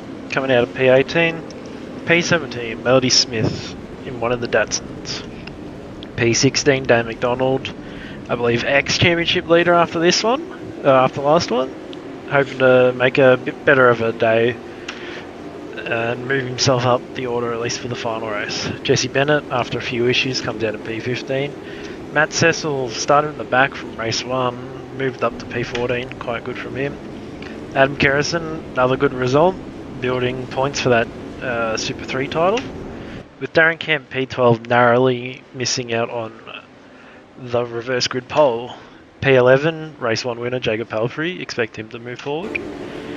P10, NZ Snipes, hometown fella, I don't know where I'm going with that. P9, Steve Warwick with the saw racing by PBF. Yeah, mate. P8, Nathan Higginson, we'll see how he goes, with a bit of argy-bargy in the back. Thomas Wilson, after a great debut, staying out at P7 for Walker Racing.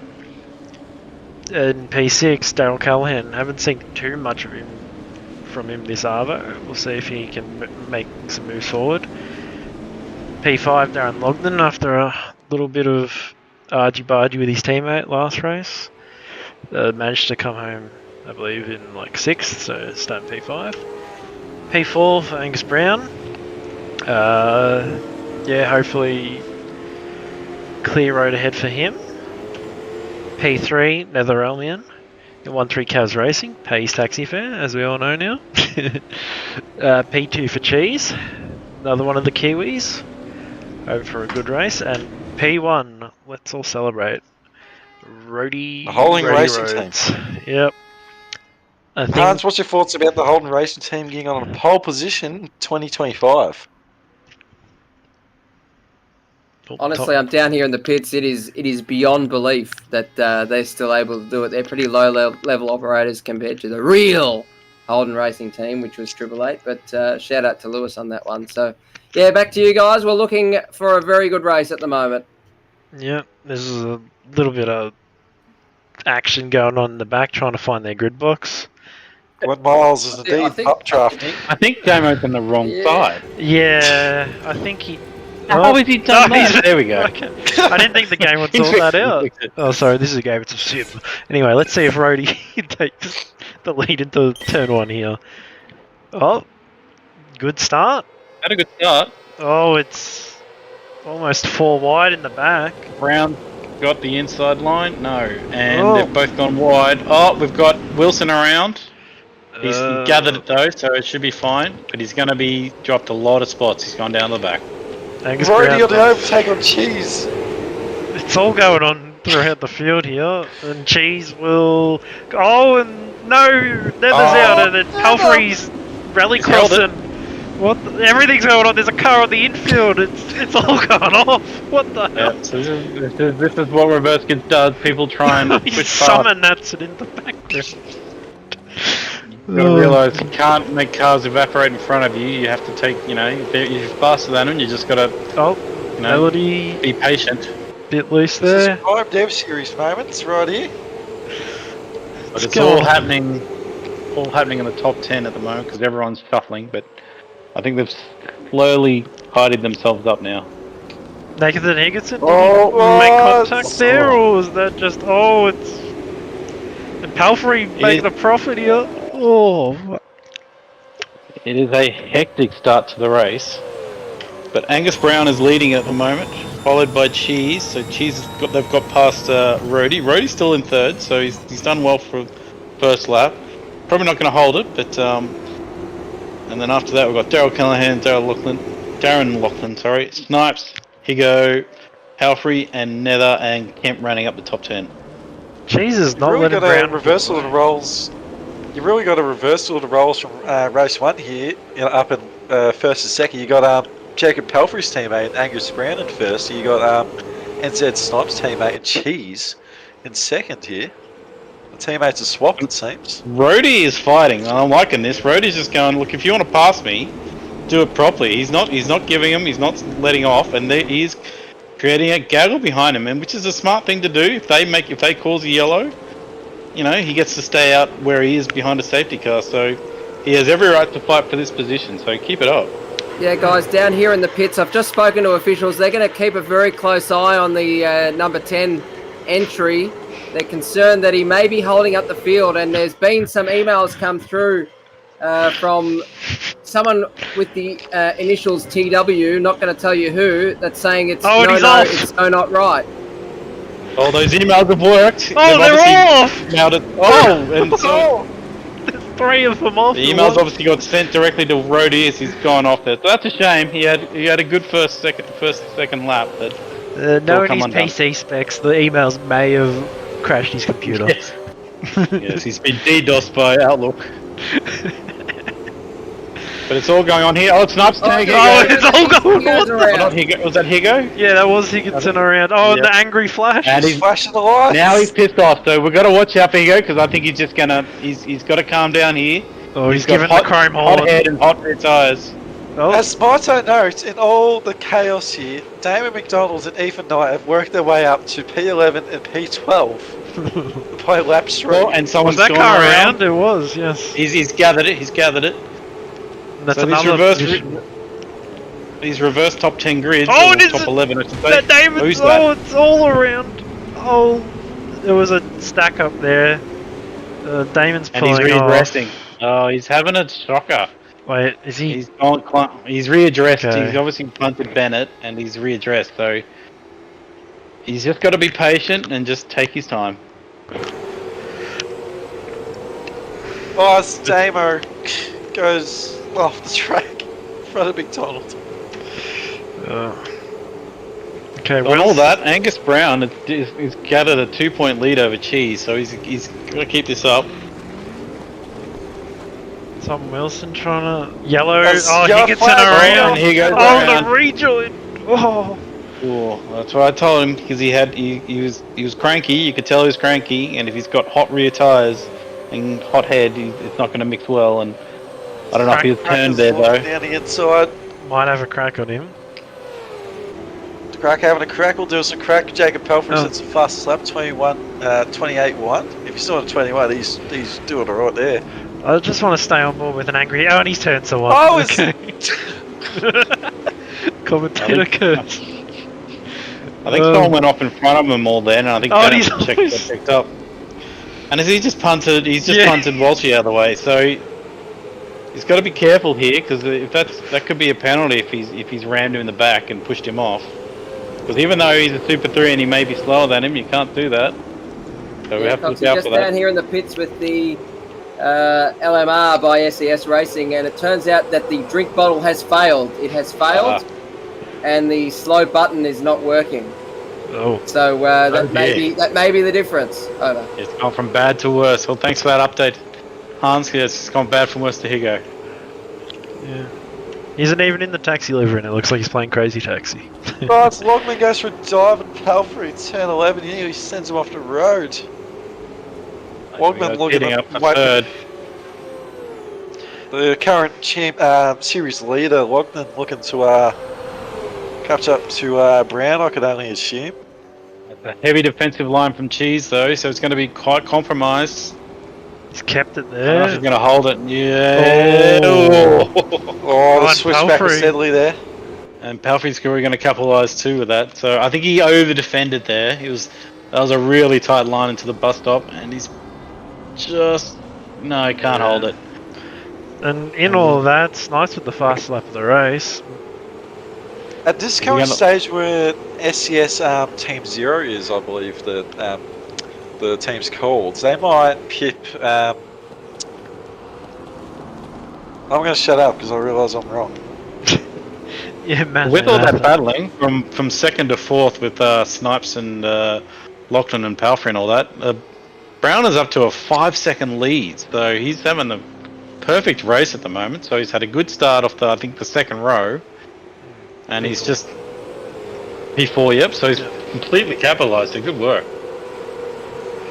Got a little bit of a roadie train going on here, but he's holding his own. Who else is holding his own is Nether in P6. He started No, he started second or third. But he got. But that's the thing. He hasn't been swamped by the Super 2 drivers. So it's they've done 33% of this race, and he's still up there. So good work.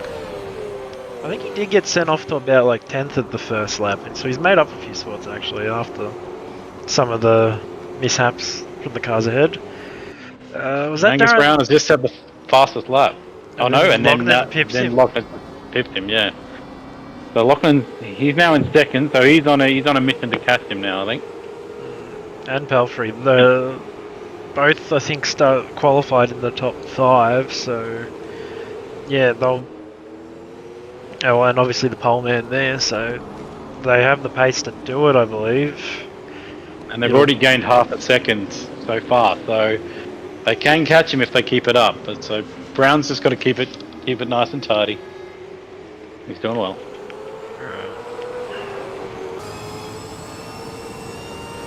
I think that's the closest battle at the moment is from 10th to 10th onwards. There's a bit of a battle. Oh, Calden's got around.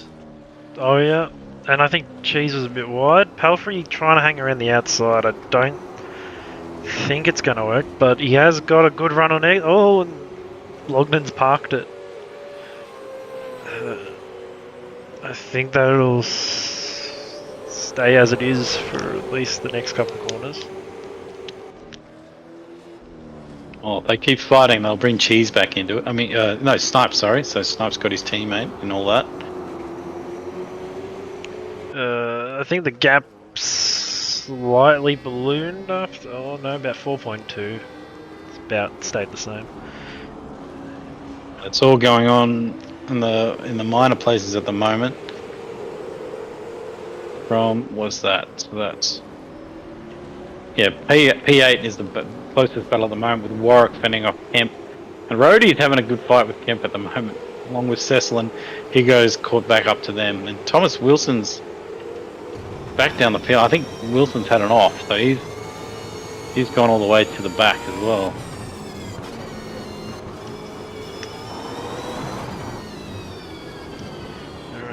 But they're fanning out now, so it's while it was a hectic first couple of laps, it's all sort of spread the field out now with all that craziness. So I think hopefully we calm down. I don't know if we'll get a safety car this race. Hopefully not for Angus Brown's sake, but it is still got 8 laps to go. So getting pretty close for P2. Oh, and Logbit's turned and I was about to say that. Okay, we'll cut to a replay in a second. Is he... Only just benefiting Brown here. Okay, let's just see, because Lognan was ahead. I believe that may have been a shoddy crossover. Oh, Pelfrey is there. He's up there. Oh, but he... Yeah. Was he already just bad luck. loose? Or was that from the contact? I'd say that's a racing incident. It's just the way that cars exit out that corner. Those two lines merge. And it's just an unfortunate touch, I believe. I don't, it probably will be reviewed, but I'd say that'd be a racing incident. I think it's just unfortunate. Yeah, 8 seconds now for Angus in the lead. I'd say that's pretty comfortable now. Yeah, he's just got to bring it home now and hope and pray for no safety car. Yep. So what else is happening in the field? That was pretty hectic. So the next closest battle I can see from the drone cam is Nethers. I think Nethers just lost the spot to Warwick. Ethan's side by side with Cheese right here. Oh, yep. Okay, sort of signified out. We'll see.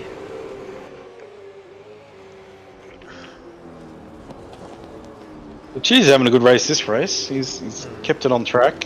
And I think there's a lock up in front of him. No, he didn't go off, no.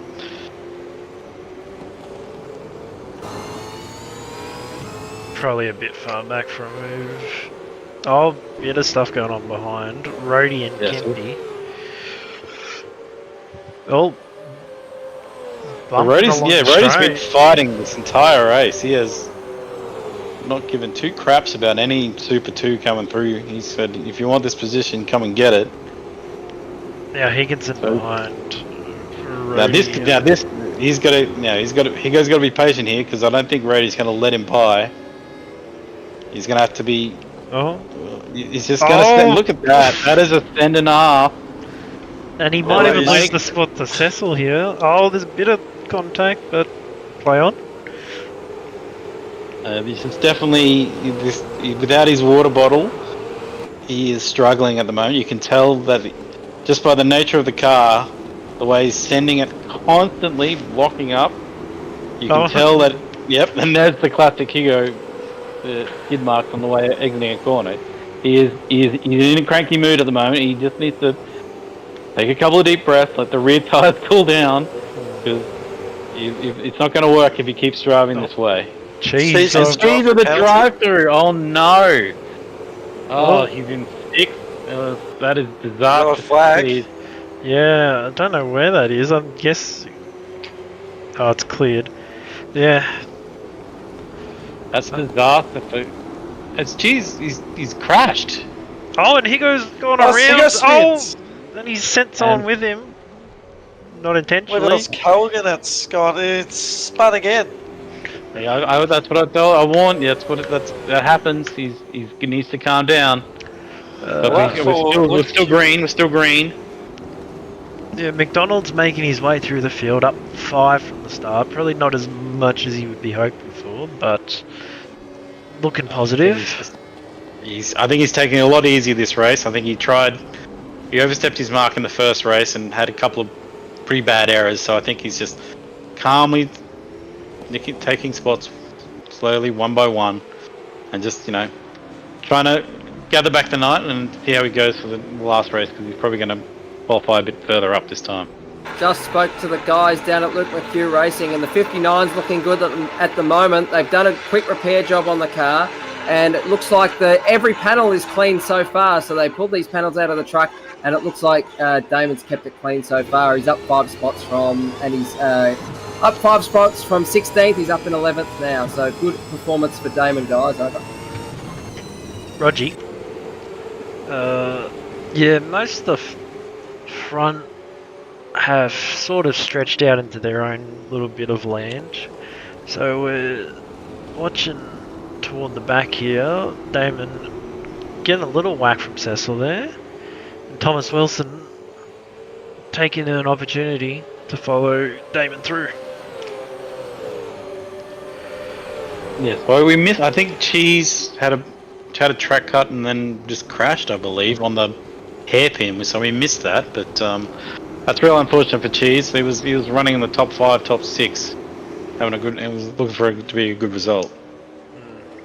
Speaking of top 5, top 6, the Nether's still in 7th. So with all this, he's got Damon McDonald coming up behind with him and Rody and Kemp. So be interesting how Damon approaches this, but Nether's doing really well. So he literally had no practice, jumped on the server, qualified, and he's running. He's had 2 good consistent races. So hopefully in the next 5 laps he can hold it and keep it there. I will note the gap to the lead's gone from about 9 seconds to about 4 or 5. So I'd say Angus is the tyres are probably a bit worn. He's probably nursing it a bit. He probably doesn't want to push too hard, but I reckon if he gets to 3 seconds, he might have to start putting his foot down a little bit. But I'd say he's probably just making sure he gets this thing home. yeah, I don't know if has he ever won a Nether's race? gone I don't know. off. Oh no, I've jinxed Nether, have I? Just 2 in the grass. Not as bad actually as I thought it was, but down a spot to Kemp. Just making an observation for beyond Team Tanifer, and Endet Snipes going well at the moment, but if he started in 9th, he would already be in the lead at the moment, and the same thing would have happened in the race. So he's up 8 spots, but second, and he's currently second at the moment, and second in the last race, guys. So not bad. But That's if he started at 1 position ahead, he might be 1 position ahead on the road right now. Bit loose at the 1 there. Yeah, sorry about that. Damon did very well to pass Rody in the bus up there. He literally had no space to do it, and he used every inch of that car to squeeze in there. So he's probably going to get Nether in this lap. So I don't know if Nether's going to fight it. No, that's smart. Oh, he's held it, but he's thrown Wilson into it. Bit of hip But yeah, and Nether's shoulder gonna- at back. I'd say Nether's probably going to let these positions go. I think he's probably happy to where he's going to be. I'd say he might let Wilson by as well. I don't think he's going to let Rhodey pass though, because Rhodey's been very defensive this entire race. So.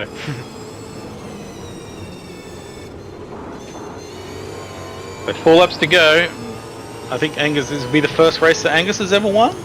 Yeah, outright would be the first win. A couple of Super 3s a few years back, but yeah. Good work. And Wilson has got through on Nether. This is a good recovery run from Damon. He had a shocker first race. He's played this race calm, and he's gone right. I need to think championship here, and try and get a good result because of the progressive grid from the last race. So he's going to get Kemp. Kemp's not going to let him pass, of course, because Kemp is Kemp. He's going to send it here. Oh no, Kemp's going to let him go. Okay, that's. Oh, I don't think I've ever seen Kemp do that. So, but that's that's probably learning for Kemp, because you don't want to slow yourself down when you've got a gaggle of cars behind you. So that's probably smart racing from Darren. So good work. Don't know if he's going to let Thomas behind him. No, because there's only 3 laps to go, so he might want to start being. Yeah, here he goes. Moves it over. oh, bit sideways there for Nether. Might be getting some coal on the Kemp train here. Might be starting to form. Yeah, it's if you're going to defend, the last couple laps to do it. So Thomas is all over him. I don't know if he's probably going to send it here on the hairpin. He's got a Much way better run. On the outside though, but will he have a car length on him? Down the inside. Oh, No, but he's locked the absolutely race. Oh, he's off! Yeah, I was gonna say that he was Rhodey's way back too into the fast in 10. there.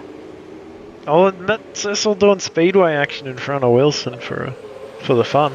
All happening now. That's not where the Falcon is at, Matt.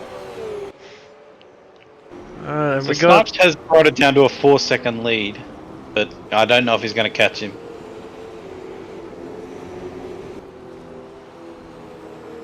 yeah, it sort of stayed pretty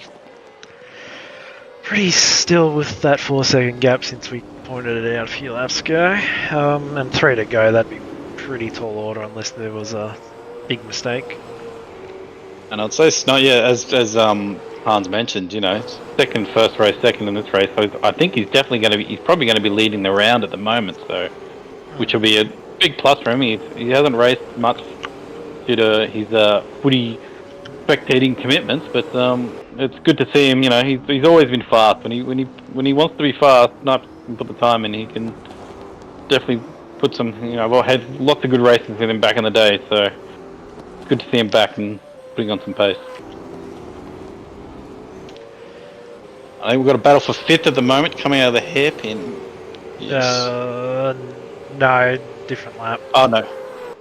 Just wanted to make the point that Snipes, I believe, is powered by a unique hydrocarbon technology, which is based on organic green plant matter. So that may be explaining his amazing performances. Yes, it's not geothermal releasing around Taupo, it's just Snipes and his technology. Well, there is some thermal releasing going on there. It usually involves a naked flame of some sort, but mainly green, nondescript plant matter, I believe, guys. So might be a good technique for performance enhancement. Any nondescript fungi too? Him and Glenn Miles do know about good performance enhancement, so... I just wanted to say, I'm sure he is a pretty nondescript fun guy, if you know what I mean. And look at this battle. He's on Camp. He wants to get past him. I think Nether's had a sniff of, the red mist and goes, right, I've done letting all these Super 2s pass me. I want to get past the Super 2. Got to try and watch Rhodey behind him, though. Because Rhodey's been ultra defensive and he's had his elbows up the entire race, which is good to see. I'm just chatting with the officials as well. I'm here with the category technical manager, and he's saying that there's going to be some parity testing with these FGXs and VFs Oh. because they're a bit too far up the field. He's tried to do what Wilson tried, and and we he's got kept it on Oh! track. background. Torpedo! Oh. Daryl missed that. Callaghan of the torpedo move. Oh, and Nathan Nathan Higginson Higginson with drive the for penalty. drive-through. Yeah, Is he gonna? that- I think he I will would have. probably stay out. Oh no, is he Oh retired? no, never mind. That was the wrong car. Oh wait, no. Seems to be a reversal of roles here. Might think be it's- Ethan Knight's gone 0-0. Oh, well, this Yeah. is heated up I think he's- for P2 here on this last lap. Oh, wow. Oh yes, it is the last lap. I'm too busy Oh, and watching that around battle. the outside. No. Oh, Oh, he's... See if he can get a better run through here, but they want to be careful with the track cuts. Oh, definitely had a better run. I think either this or the bus stop is his best spot though.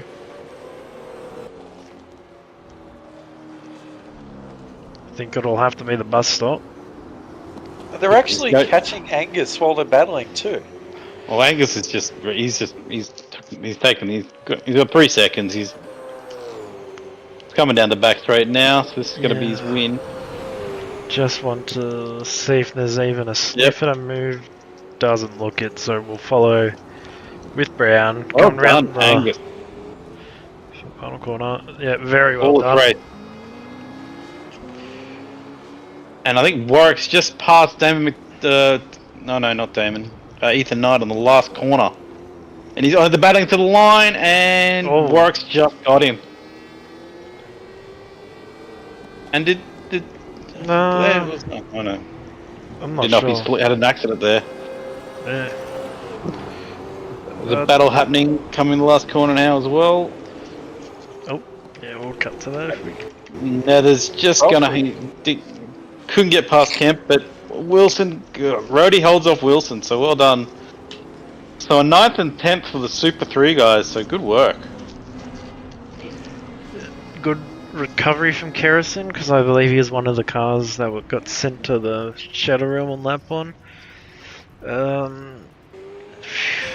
Few of the stragglers coming across the line.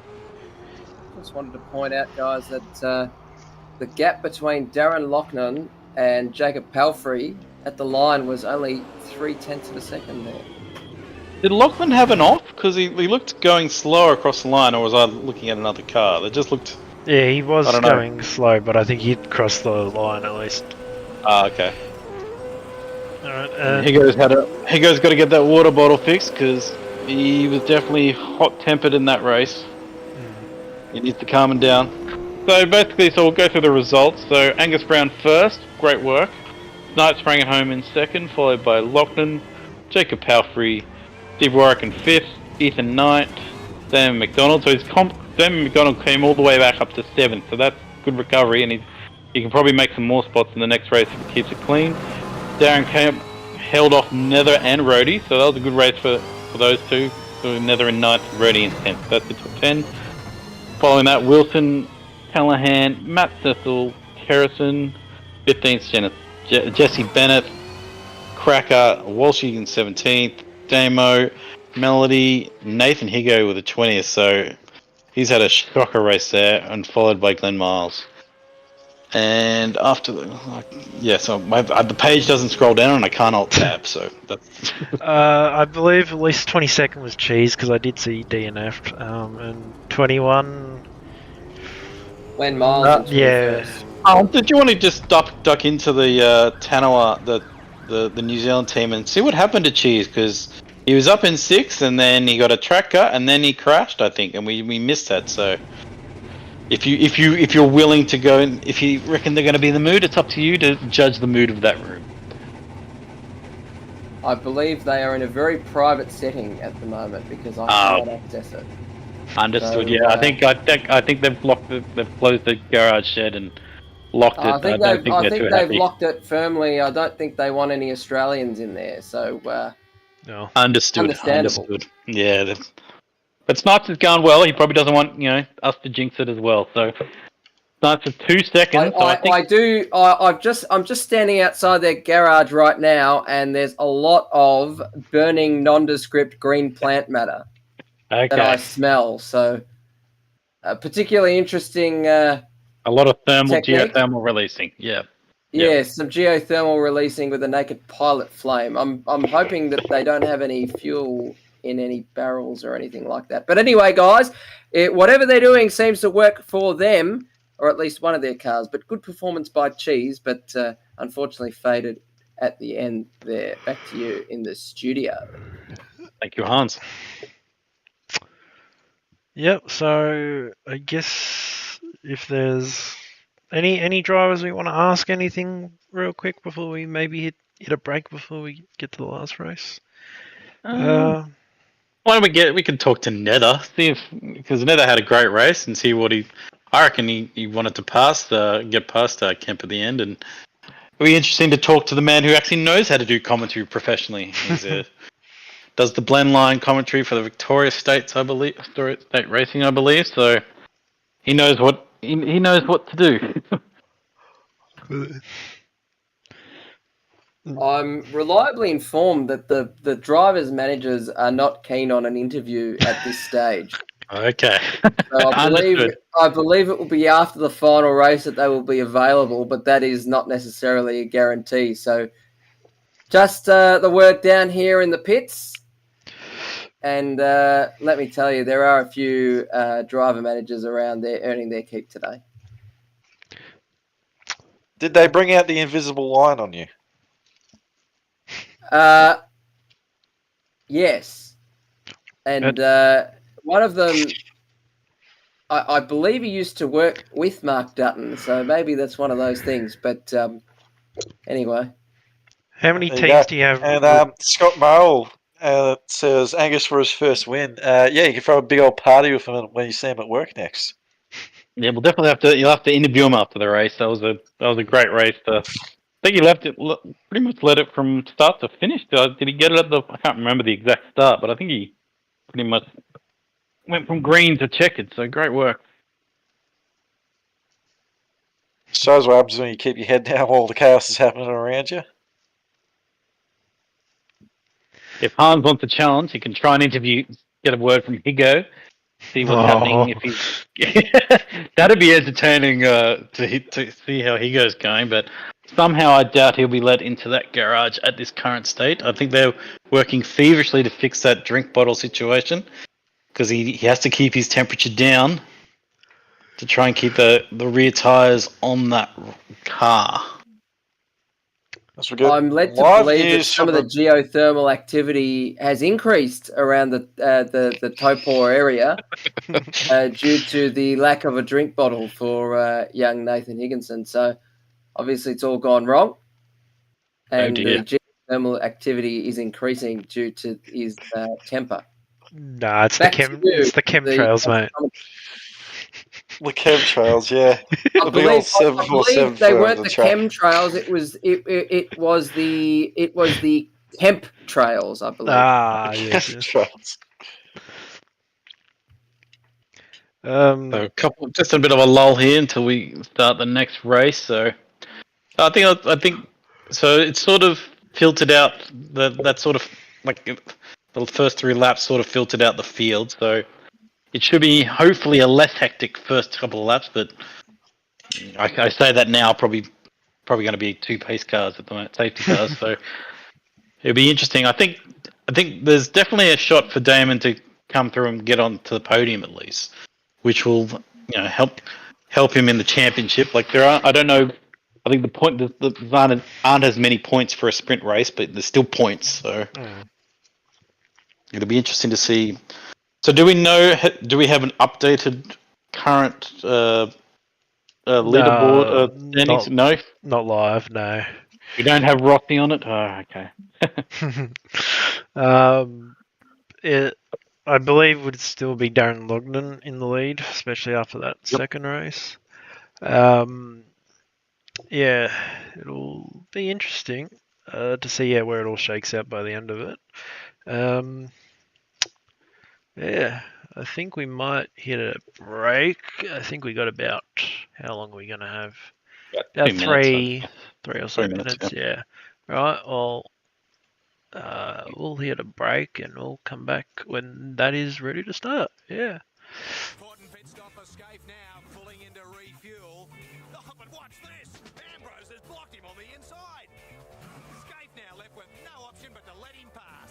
To be number one these days, you have to go to the extreme. KFC's Extreme Zinger Meal. Start with a whole fillet Zinger burger, then top it with a piece of chicken, chips, potato and gravy, and a Pepsi. That's the last time I let you in, mate. KFC's Extreme Zinger Meal. An important pit stop for Scaife now, pulling into refuel. Oh, but watch this! Ambrose has blocked him on the inside. Scaife now left with no option but to let him pass. To be number one these days, you have to go to the extreme. KFC's Extreme Zinger Meal. Start with a whole fillet Zinger burger, then top it with a piece of chicken, chips, potato and gravy, and a Pepsi. That's the last time I let you in, mate. KFC's Extreme Zinger Meal. An important pit stop for Scaife now, pulling into refuel. Oh, but watch this! Ambrose has blocked him on the inside. Scaife now left with no option but to let him pass. To be number one these days, you have to go to the extreme. KFC's Extreme Zinger Meal. Start with a whole fillet Zinger burger, then top it with a piece of chicken, chips, potato and gravy, and a Pepsi. That's the last time I let you in, mate. KFC's Extreme Zinger Meal. An important pit stop for Scaife now, pulling into refuel. Oh, but watch this! Ambrose has blocked him on the inside. Scaife now left with no option but to let him pass. To be number one these days, you have to go to the extreme. KFC's Extreme Zinger Meal. Start with a whole fillet Zinger burger, then top it with a piece of chicken, chips, potato and gravy, and a Pepsi. That's the last time I let you in, mate. KFC's Extreme Zinger Meal. An important pit stop for Scaife now, pulling into refuel. Oh, but watch this! Ambrose has blocked him on the inside. Scaife now left with no option but to let him pass. To be number one these days, you have to go to the extreme. KFC's Extreme Zinger Meal. Start with a whole fillet Zinger burger, then top it with a piece of chicken, chips, potato and gravy, and a Pepsi. That's the last time I let you in, mate. KFC's Extreme Zinger Meal. An important pit stop for Scaife now, pulling into refuel. Oh, but watch this! Ambrose has blocked him on the inside. Scaife now left with no option but to let him pass. To be number one these days, you have to go to the extreme. KFC's Extreme Zinger Meal. Start with a whole fillet Zinger burger, then top it with a piece of chicken, chips, potato and gravy, and a Pepsi. That's the last time I let you in, mate. KFC's... Alright. Here we are. Taupo once again hasn't changed, surprisingly enough. Yeah, so familiar looking running order because it's a continued grid from the finishing results of race 2. Yeah, Angus Brown looking to probably back up what he just did in race 2 there. I think it'll be a bit harder. He's got Palfrey and Lachlan right up. Doesn't have the 8-second gap this time.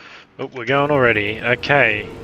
Cheese starting out at P22 after having a pretty good start. Nathan Higginson has forgot to put the car in gear and is getting pushed by Cheese. I'm sorry, this is interesting. Oh, he's trying to fix his water bottle. He's still trying to fix it. And Cheese is going, get a move on. Giving him the bump start. What a good, nice lad.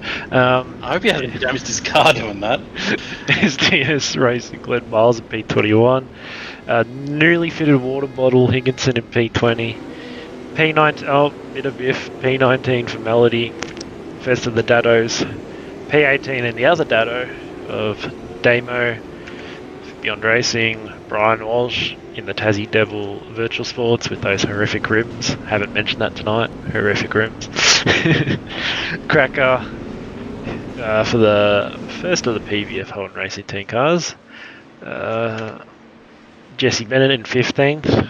Had a bit of pace, but just haven't been able to get the result yet tonight. Adam Kerrison, Super 3 leader, maybe not at the moment, but coming into the round was out of P14. Matt Cecil in P13. Callahan for the CRE DevOps in P12. Thomas Wilson filling in for Alex Kiddos in P11.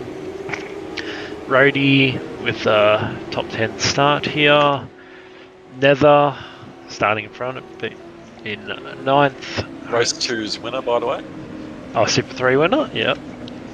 True winner. P8, Darren Kemp.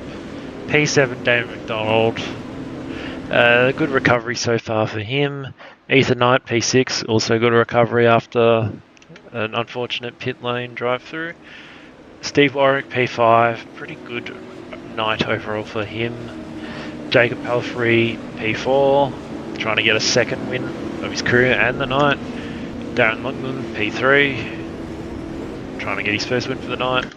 Snipes, will he be able to do one better? 2 P2s so far tonight, I believe. And Angus Brown, trying to go back-to-back for SES Project Zero. Alright, coming to the grid. It's going to be interesting because they don't want to battle too hard because Damon McDonald's I reckon he's going to be wanting to get up the front sooner rather than later, and he's starting in 7th, so I reckon this could be an interesting race because all the fastest cars have shuffled to the front with all that craziness in the first 2 races. So Dan McDonald's pointing. He wants to instantly get. Interesting angle. Yeah, he wants to get. All right, here we go. Alright, lights are up, towards Auckland there. and away we go. Good start for Snipes. I think he may have got the jump. Start. He's cleared him. 2 car Magnificent lengths. start. Oh, Steve Warwick on bowling. Oh, Knights. Someone's around. Chain reaction, but everyone's kept it forward though. Okay. So Snipes has bolted. Half a second lead already. Angus Brown has held on to 2nd. Palfrey's up in 3rd, and here we go. So can they get through the second sector side by side and up the back? But it's looking all clean at the moment. So some few cars off the back. Oh, I missed that. Look like Tassie Devil car and Melody Smith. Fortunate. Any moves going to get flung into the hairpin? Looks like Palfrey maybe making a move on his teammate Angus Brown. Oh, he's too hot though, but he's going to pull it up, I think.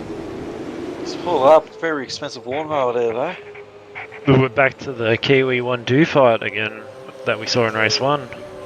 And Snipes has bolted. He's got a 1.5 second lead lap in the first lead in the first lap. So great work by Snipes. Warwick giving a little bump to Logman. He's got to watch McDonald behind him though, because I reckon McDonald doesn't want to sit here. Massive train going against the last complex of corners. Higo ran wide out of it.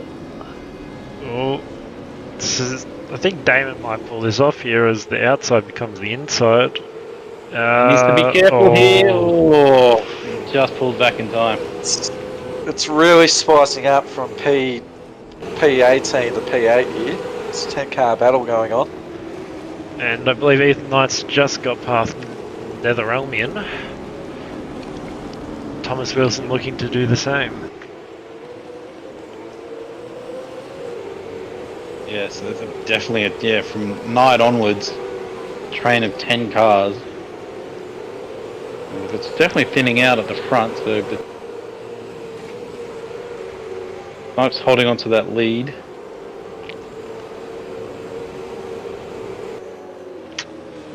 See if any big moves get thrown into turn 11. Or lock up for Nether, but he's held it. That would have hurt that tyre though. I'm gonna move. I think Warwick's going for a move on the back straight. No, he's pulled out of it. So Snipes in first, and he's just lost a bit of that lead, but still 1.4 ahead of Palfrey. Angus has held on to 3rd, so I thought McDonald might have, and Lachlan would have gotten past him, but no. So good work from Brown to still be in 3rd place at the moment. Moved by Bennett on Higginson. Oh, a bit rough. Well, he's made some spots, Higo, but he's got a long way to go. He's just got to keep it clean, keep it, try and recover as much as he can. But as I was saying, yeah, so Brown, so it's basically, I think what's helping Brown at the moment is Lachlan, Warwick and McDonald are still basically fighting, so he gets to hold on to that little bit of space at the moment. Cheese looking to make it past Brody. Cheese up 9 spots actually. I think biggest mover so far. Well, he was going well until whatever happened, but yeah, I'd say he's got a point to prove. He wants to try and get up there again. Oh, Thomas Wilson off. Yep. That's the second time tonight he's done that, and Higo's trying to capitalise. Oh. There might have been a yellow there. I don't know if he tried to pass under yellow then. That'll be interesting. Oh, Higginson. Oh, opened himself up a bit to Wilson there. This will be interesting. Bennett's going to be compromised, but he did well to keep it on the road there. Higo's just sending it, and Bennett's just gone, locked up and gone completely the wrong direction. Well, he's used a bit of his team name there, Skill Issue Racing. Indeed.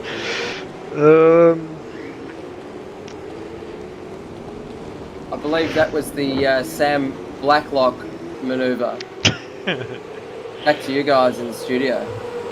With all that outside the pit garage or something, I don't hear any supercars in the background. They're all on the track. Yeah, they already passed turn 1, mate. It's called ambience, Daniel. As we're talking, there's a battle on with Warwick and Lachlan, I believe. And I think Lachlan's just got past. This is probably annoying McDonald as he's thinking I can get past one of them, but I can't get past both of them.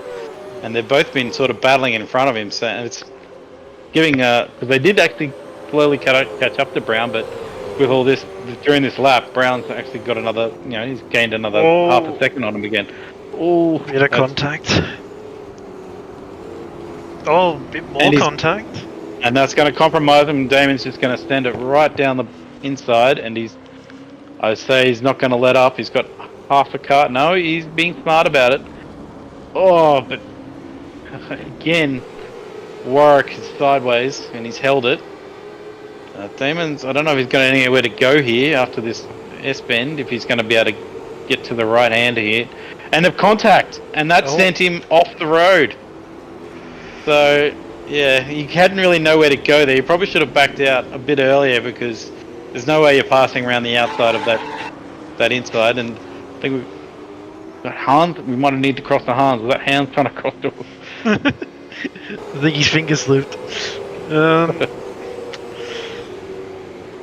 Yeah, so that's given a breather to Warwick now. So eyes forward for Damon. So he needs to be smart about where he wants to pass. Like, yes, he's probably faster than him.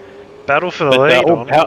Yes, Palfrey's with all that. Palfrey's got up to Snipe, so he's lost a 1.5 second lead. So Palfrey must have been on a blinder, or Snipes might have just been either had a little mistake or just let off the gas too much.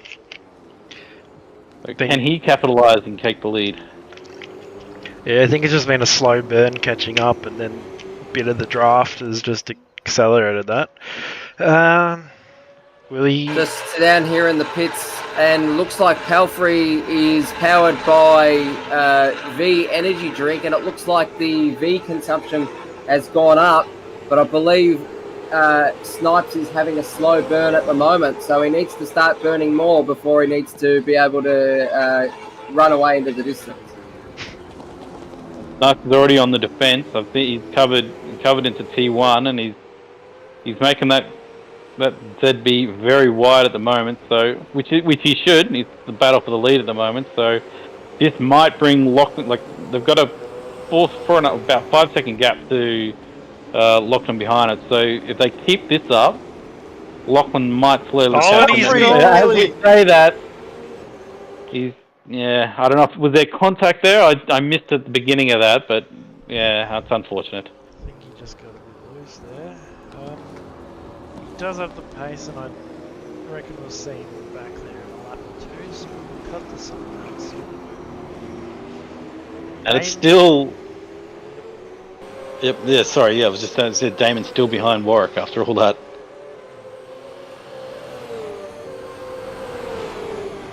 Angus defending though, heavy defence. That's a big defensive line, so you're going to be compromised here. Can he get it through the bus stop? Oh, he's lost 2 for the price of 1 there. Warwick did well to hold you because he went very, very shallow into there, and it's hard to sort of get the crossover when you do that. So he's done well to hold that off. Hold that. And if you're looking for a battle pack, yeah, I was about to say, there's a crazy battle pack happening at the moment, which is led by Nathan Higginson, which I think he just got past Cecil, Nether, Wilson, Harrison, even Seth. The Super 3 guys getting into the mix as well, which is good to see.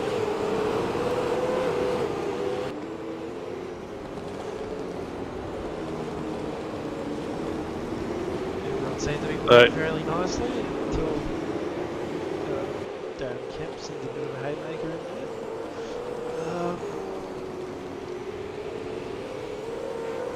This is doing really well at the moment. Like I think it's the 3rd race now, so he's gotten all the nervous behind him, and he's gone right. I'm just here to race now.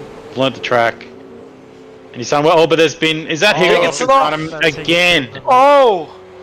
I think we was need a replay on that. Get a replay was lucky not to be a From Nether's POV, I reckon. He's got pretty close to Higginson there.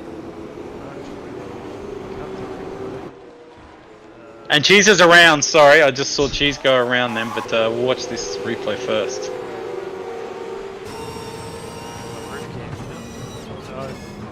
Oh. I don't even think it was contact. Just he's he's over here.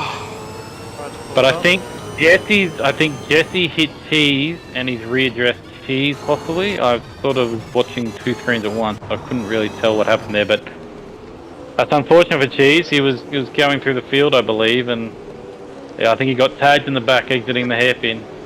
Just down here in the pits, guys, the PBF Holden Racing Team entry of Rhodey has gone down the order. I'm not sure what's happened there. Oh dear.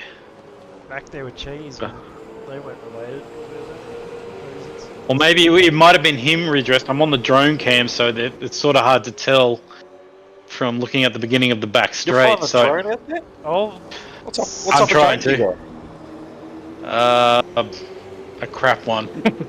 No way. I thought this was restricted airspace.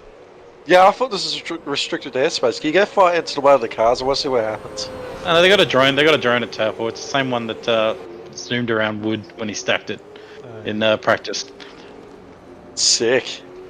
It's the DJ. Anyway, so Palfrey is caught back up. He's down here in the pits, guys. By the way, he's just getting some damage repaired, so he's going to be off and running soon, I reckon. Yeah, he's gone a lap down, unfortunately, to his teammate. So, yeah, I think he got put in the fence hard on the left-hand side. We got turned. Just DNF'd as well, I've noticed. Oh no. Won't cut to it just yet because we've got a bit of a foul. Hans, enlighten me. Who was changing their tyres out back there? It was, Cheese Cheese in the Beyond Racing Team Tanaper car. Copy. So Palfrey's caught back up to Snipes, and he's all over him. And they're battling heavy, and it's bringing Lachlan into it because I think Lachlan's gained a second last time. And Damon McDonald is still behind Warwick, so he's having trouble getting past Warwick. But I think he's faster than Warwick, but Warwick's just being, he's been smart and holding his line and racing well. But here we go into the bowl. Still got about half this race to go, so defensive early. But I think he wants to be defensive because I think Palfrey, he knows that Palfrey's been faster than him all night. So, and if you can hold him off for like 6-7 more laps, that's a win. So, I think this is the time to be defensive, and he's doing it well. And it will bring Lachlan into it, and who knows, Lachlan might bump into the back of Palfrey and slow them both down. So, got all to play for. He might as well go for the win. He's gotten 2 seconds at the moment. As he says, he's gone wide. Well, the tyres are starting to feel it now, probably too. sit on board, we'll do one of those turn 'em ups things. I don't know. He's just keeping Snipes looking in the mirror, just making sure that he doesn't have a moment to breathe.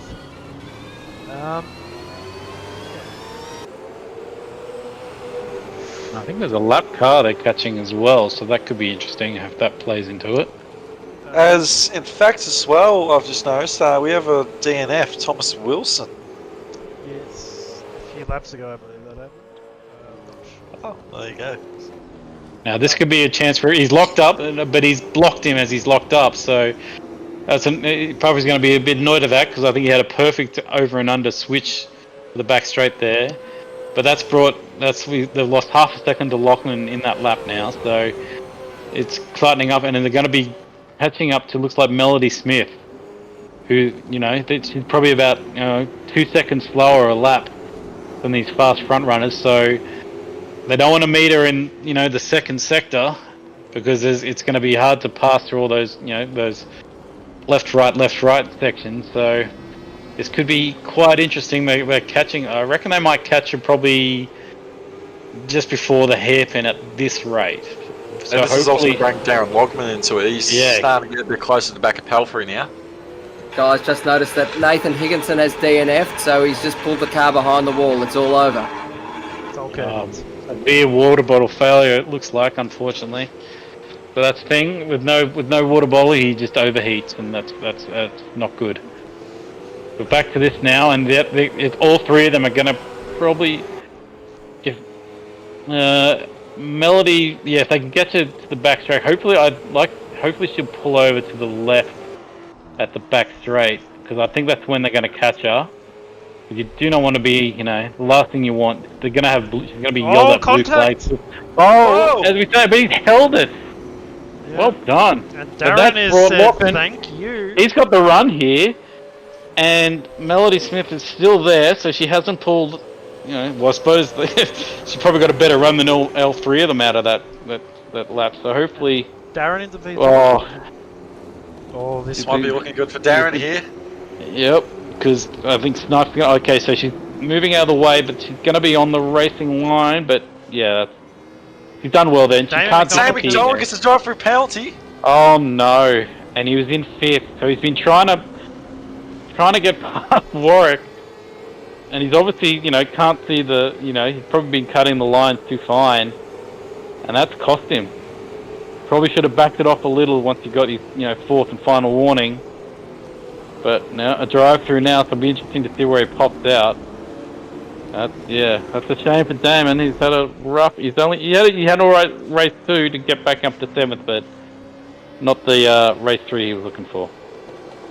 Looking forward to a bit another 2 lap cars though, most likely in this race. So throw another curveball. It's nice fans. 4 laps to go, and he's had a bad run. Just wanted to say, guys, the word from Damon's team at the moment at Luke McHugh Racing is that he has been pipeline punched by this round. So, pretty ordinary outcome for him. Well, that's a good activation for Monster there, but that is unfortunate. And the lights are on for Snipes. He's saying, "Get out of the way! I want to win this." It's teammate in front of him, isn't it? Yes, I think that's a fellow Kiwi. But like we said, he can't disappear. Oh. And that's balked him, and that's made it awkward, and it's fucked them all up. Oh dear. That was Damo comes into it. Damo comes from thing, but for his pit lane penalty. But there's luckily not to turn each other around, so they all backed off at the right time. But it's all pretty much. And if Smith can get, if Warwick can get past Damo here, he'll be up. He'll be onto this battle as well. Because they're all fighting each other here, so this is going to be quite a good, with 3 laps to go, and another lap car. So this is going to be interesting. Yep. Glenn Miles up next, if they catch him.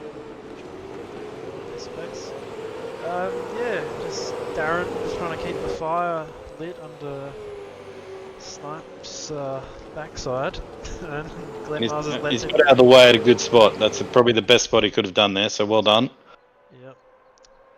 He's And give way to Warwick as well would be good, because I think Warwick wants, with these three fighting hard as they are, and breaking late into that hairpin as they are, that's going to give invitation to Warwick, because he can sniff a podium with all this, because if Snipes is going to be defensive here, which he's not, but yeah, you can be defensive in this bus top, but it really hampers your this part here, trying to get out of this cleanly, because you want a good run for here.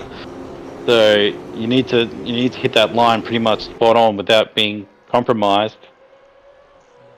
But he's defending heavily here. He's got lap 14 of 16 now, and I don't know how he's going to pull this off when trying to go around the outside.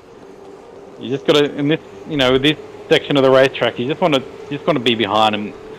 You might be able to get a pass at the bottom here, but before that, which he's trying. Oh, he's got his nose up there, but he couldn't get it done. But he's on him, and that, as we said, Warwick's right there now for third. So Palfrey doesn't want to. Well, he wants to keep his eyes forward and backwards, because he's still on the podium here. But Warwick's just getting into the battle picture now, and that's a bad exit. Yeah, he's snapped on the exit there, and that's invited Palfrey to the outside. But as we've seen, he needs to brake a lot earlier so he can cut across, and he just can't do it. But he might get a better run. Oh, did he hit him there? I don't think he did.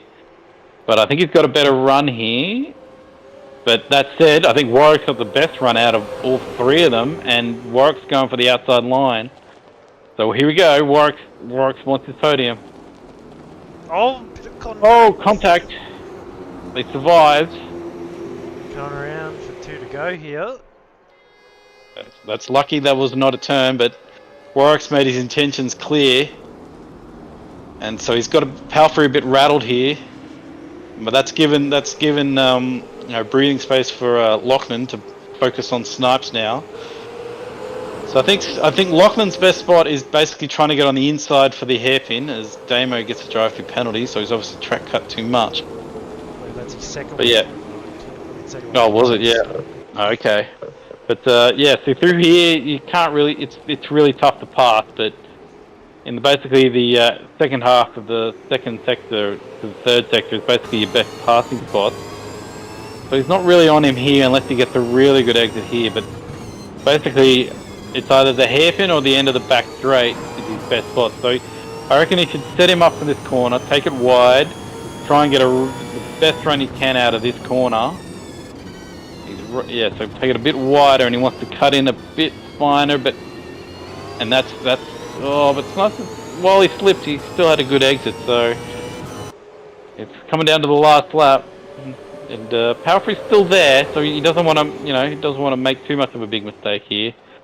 They've sort of got a little gap to Warwick now, but like I said, tiny mistake, and you'll be right there. So last lap. White flag. Yes. Still, right close up at front. I think Snipes might have it, but yeah, one slip up into that turn 11. It's just the plan to send it unless he's going to dive here. Yeah, Snipes is onto it though, so he cuts in early, but that invites the other two behind him. Oh, Palfrey's head, and Warwick said, right, I touched you there, and he let go of the brake, he backed off. So that's it's basically down to Lachlan and Snipes now, I think, unless Warwick got on Palfrey. I think Warwick's going to pass Palfrey here. He has. So I don't think he recovered well enough for that after that hit going into the thing, but Palfrey's going to get him back. So it's basically a battle for third at the moment. Snipes has just got to keep it on the road. That's a decent exit. I think he's going to hold if he takes it smooth, and Palfrey did get Warwick back to third, so it's either send it in the bus stop and pray for the podium, but I think Snipes, second first, if he holds it off, I think he's won the race and the round. And said Snipes is indeed a round winner. And he's got it. Well done, Snipes. Welcome back to Kiwi. And Palfrey holds off Warwick for third. So great race. Angus Brown currently in fifth. Look at the drone cam for the line. So he crossed the line in fifth. Callahan sixth. Can't see any battles at the moment. Doesn't look. Oh, Cheese and Kemp is probably the closest I can see right now. Cheese is doing some Taiwan technique. I think he's had a bad night, which is unfortunate because his teammates had an excellent night. And I think they're flatmates still, I believe, so he's probably hearing Snipes celebrating and doing some geothermal warming. Break David McDonald DNF. Don't know when that happened. I missed that. Let's see if we can maybe figure that out. Was that recent? Yeah, well, he's ahead of some of the lap guys. Let's see. I've been too busy watching that great battle at the front. I missed all that. Anyway, I'll give you a run through the grid in front of me here. So, Snipes in first, two seconds and a first. So he's definitely won the round, his hometown round, coming back. So good on him. Darren Loughlin in second. Palfrey with another podium. In third, just holding off Warwick in that last lap battle. Angus Brown, who won the second race, he's come in fifth for that last race. Callahan in sixth.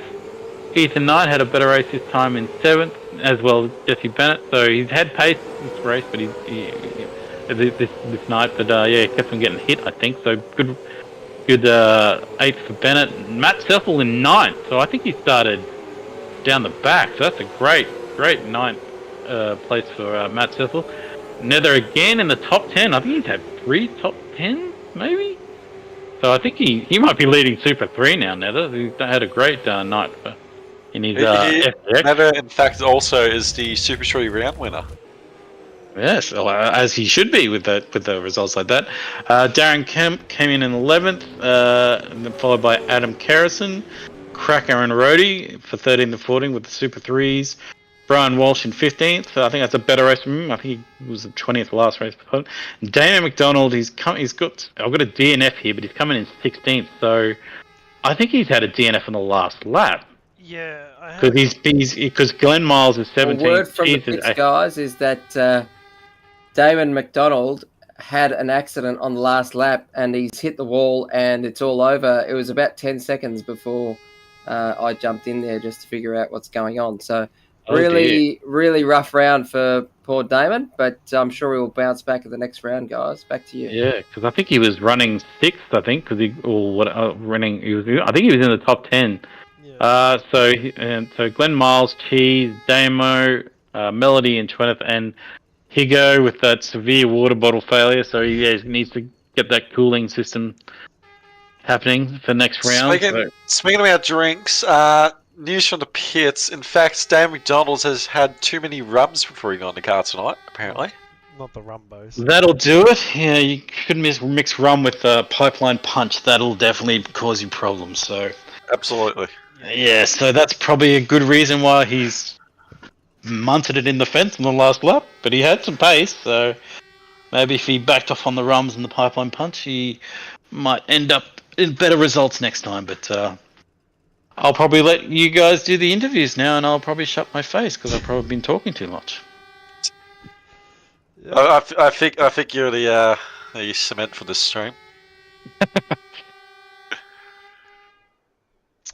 I think I may have had some vodkas that may have.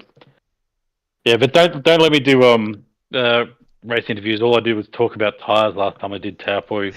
I didn't know what to bloody say, so I'll leave it up to maybe get the pit lane reporter to do the interviews. I think he's been doing very well all night, especially with all that noise behind him. He's able to concentrate with the rattle guns and constant engine sound. So he's done very well, pit reporter Hans. So maybe get him to do the interviews, I reckon. What do we reckon? Yeah, that sounds like a good shot. Yeah, it sounds like a good shot. Yeah. Back That's if he wants to. Back on the Damon McDonald DNF, he was right behind Matt Cecil, and at that fast right-hander, I believe turn 10 or turn 9, and caught the grass on the outside and went round. Engine still sounded like it was going, so I'm not sure why the DNF.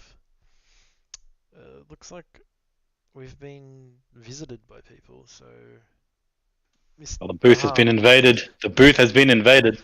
Mr. Hans Brunswick, who are you picking first?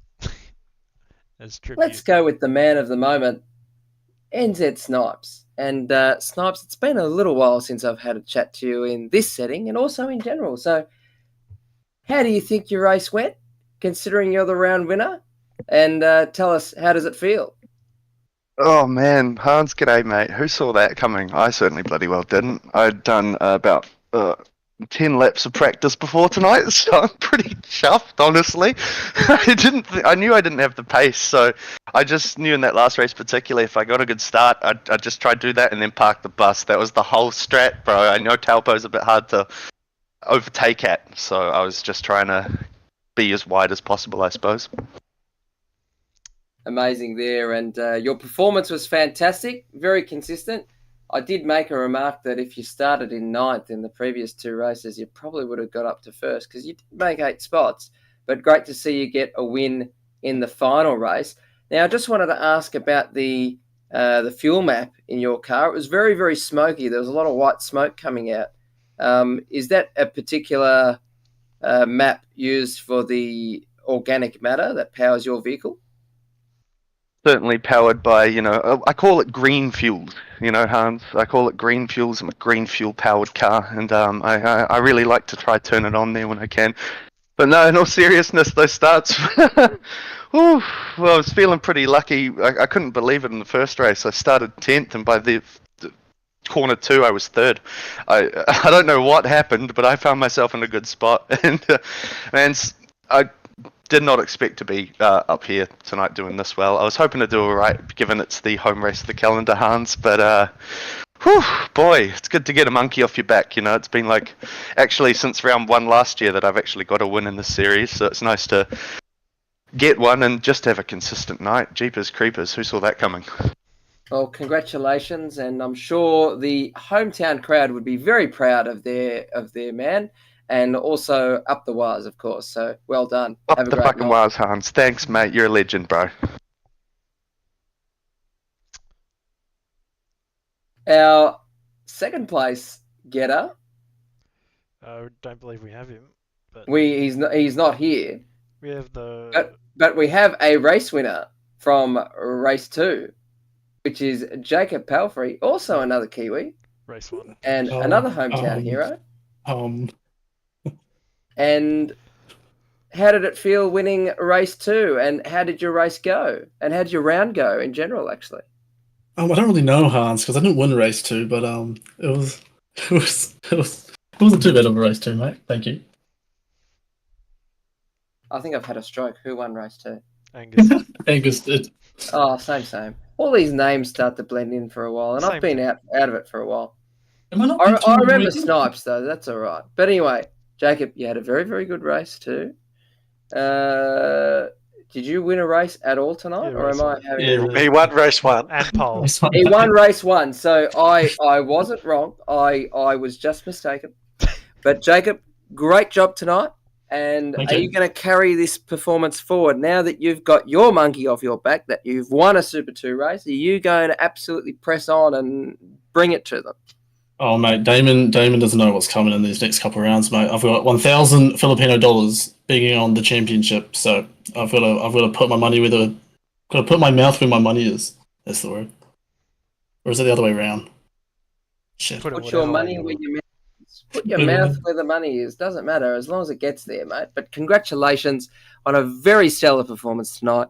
Got the monkey off your back, and we're looking forward to you going up and away and having a great performance in the season to come. Thank you, Sexy. Mwah. Well, 3rd place outright in the final race. I shouldn't say 3rd place. I should say 4th place or 3rd place. I can't remember either. There was that many. Oh, I'm just down in the pits. I'm a humble pit reporter. What would I know? But Steve Warwick, great performance tonight. And you were in the wars a little bit, but race 3 managed to go quite well for you. Yeah, had a lot of fun. Race 2 was a bit, how do you do? I actually turned young Thomas Wilson around at the start of the race in turn 1. Wasn't impressed with doing that. My error, but the other 2 races I had lots of fun. I always liked coming from a little bit further back, but that race towards the end there in the last race, that was awesome fun. Fantastic fun. We were that close together. Yeah, good stuff. Well, we always know you're a solid performer, and we can never count you out, Steve. But do you think that you're going to press on and go on to bigger and better things this season? I just got to test myself against these young fellas. That's all I do each time I race. I'm just testing myself against them to see how I go. Got to remember my age, and I only started in, I think, 2018. I've been doing it for 7 years, but I'm 67 years of age. So, yeah. Well, it shows that you can teach an old dog new tricks. But that said, you're a pretty hot operator, so well done. Still learning. Congratulations, Steve. Great to speak to you as always, and all the best for the season ahead. Yeah, thank you. Thank you. On to our Super 3 round winner, who won race 1 and race 3 in the Super 3 category. It's off to my old commentary buddy and my, I guess, the lead holder in terms of the commentary box, who used to tell me to jump, and I used to say how high, Stephen Netheralmian. Welcome back. Thank you, guys. Thank you for having me. And I do need to correct you. I won all 3. Oh. I get fed the wrong statistics. Now, if I were with you, Steve, everything would be perfect, but obviously that's not the case. But now you're here, things are better. How do you think you went tonight? I think you did a fantastic job, but is there anything that you may have wanted to do better, or is that the best you could do? I think it's a good all-round performance. It was just nice to bounce back after a pretty disappointing Gold Coast. We pulled a couple of good strategy calls at the Gold Coast, but just made some silly mistakes. So it was really good just to not have a night where I didn't make those sort of silly mistakes and just cost myself lots of time. Did have to fight to earn a lot of it, and made a little error here and there and then managed to recover. But the important thing tonight was, while everybody else around us was overdriving their cars and making larger mistakes, we were minimizing the amount of mistakes, and the severity of the ones that we did make were very, very small. So while everyone else was losing their heads, we kept ours, and we came home and banked some really good points. And I was just very surprised to win the round overall. All things considered, Adam Kerrison has been very, very quick already this year. And I seriously thought that I'd be playing, second or third fiddle to him tonight, but yeah, pleasantly surprised to be in front of him. Yes, very level-headed and calm performance as you are well known to do. But do you think that it was getting pretty wild out there with some of the battles? Oh yes, I do agree. And hard too when you're mixing up with other drivers that are in Super 2 as well. So Kempy didn't have the outright sort of Super 2 pace tonight, and he happened to sort of fall into that group where it was the Super 3s and that sort of the tail ends of the Super 2s. And some of it got a bit willing, but very, very close and very respectful. But yes, there were some of the battles I think that we just saw get tipped a little bit over the edge. Some of it accidental, and some people just overdriving the car. So it did get a little bit too over the top at some times, but that's where you've just got to keep your wits about you and make sure you avoid those sorts of things. You see them early and avoid them and keep going on. Well, Steve, congratulations, and always a pleasure to speak to you, of course, but an extra special pleasure to speak to you on a stellar performance tonight in the Super 3 category. Well done, and I'll be sure to pay your cab fare. Thank you very much, and thank you to you, Hans, and thank you to all the guys for offering up to do a broadcast this year, taking over my role from last year, and just thank you for doing it on behalf of the group. Yeah, thanks. No worries. It's been fun. On behalf of the commentary team, I just wanted to say thank you, Nether. We are in awe of your abilities, and let me just say, we wish that our streams could come even a tenth of what you were able to do. I'm hoping the production value was better tonight, but guys, I think we've had a great night tonight, and we've witnessed some great racing tonight. Rory, your standout pick of the night. What do you say? Play of the day. What do you reckon? If we're just going for one play, I still got to say Snipes up like 9 spots in one lap. It was a pretty good one there. And probably an easy pick because he's won a race. So, yeah. Brandon, your play of the day. What do you think? I got to say the SES Project Zero guys, both of the teammates getting a race win. It's been a good overall night for those blokes. And Daniel, our guest commentator for tonight, what did you think, and what was your play of the day? Obviously, there's nothing there, so that's all right. He thought that it was all terrible, and all he wanted to say was absolutely nothing. Can you guys hear me now? Testing. Yep. Sorry, we can hear you now, but not at the critical moment. Which no, the nice. mute, but the mute it doesn't mute properly. But what I did say, but no one heard me, unfortunately, is that my play in the game was the Super 3 guys in race 2. They all fought for their position, and they, and it ended up working well for them because I think a lot of them finished a lot higher than they would have if they just went, okay, here comes Super 2, let's let them go. But we saw Rhodey battling, we saw Nether battling. It was good. So it's good to see, Super 3. If you start on the front row, fight for that position. You have every right to do it. So good on them. It made the race very entertaining.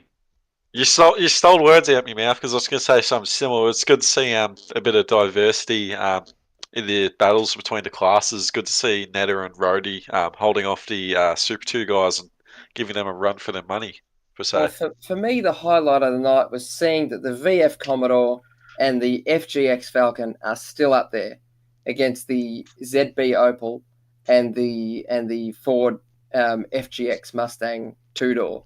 That was fantastic. It was beautiful racing, and not as many safety cars as I would have thought, but obviously they got that all out of their system in race 1. Good night. Good. It was a very good night, and thank you for inviting me to commentate.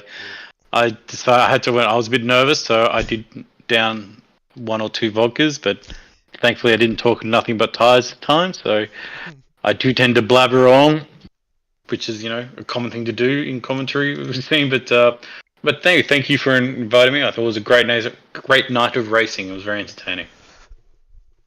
Yeah, I think that's probably a good spot to end it at. Hopefully it was good for everyone watching. I know we probably had some wobbles in the commentary booth, but I'll probably sign it off here. And where are we headed next, actually? That's probably a good thing to mention. We are going to Simmons Plains, is it? Simmons Plains. And how's that? What is the round for that? Is that a sprint round? Is that a 2-race format? I think we're going similar to what we had at Surfers Paradise. Sydney. Excellent. That'll be good. Or maybe, yeah. 238 lap races, so it looks like a pit race potentially. Yep. So we've got and we do have a week's break before the supercars race here. But I believe we will land on Anzac Day. I believe is we're having the supercars around here, so that'll be good to see. I don't know if anyone's popping in some Anzac liveries. That'll be interesting if they do, but it's definitely the right time to do it. So in New Zealand, and it's an Anzac race, so have to get those liveries in if you want an Anzac tribute livery for that round. All right. Absolutely. Well, I think that about sums it up for tonight. Thank you everyone for watching, and Yeah, Thank you. I think send it to the Zinger commercial. Thank you. Good race, guys. Thank you. Send it to a Zinger commercial. Gotta sell those zingers. Yeah, right. See you guys. Thank you. Ciao. Important pit stop for Scaife now, pulling into refuel. Oh, but watch this. Ambrose has blocked him on the inside. Scaife now left with no option but to let him pass. To be number 1 these days, you have to go to the extreme. KFC's Extreme Zinger Meal. Start with a whole fillet Zinger burger, then top it with a piece of chicken, chips, potato and gravy,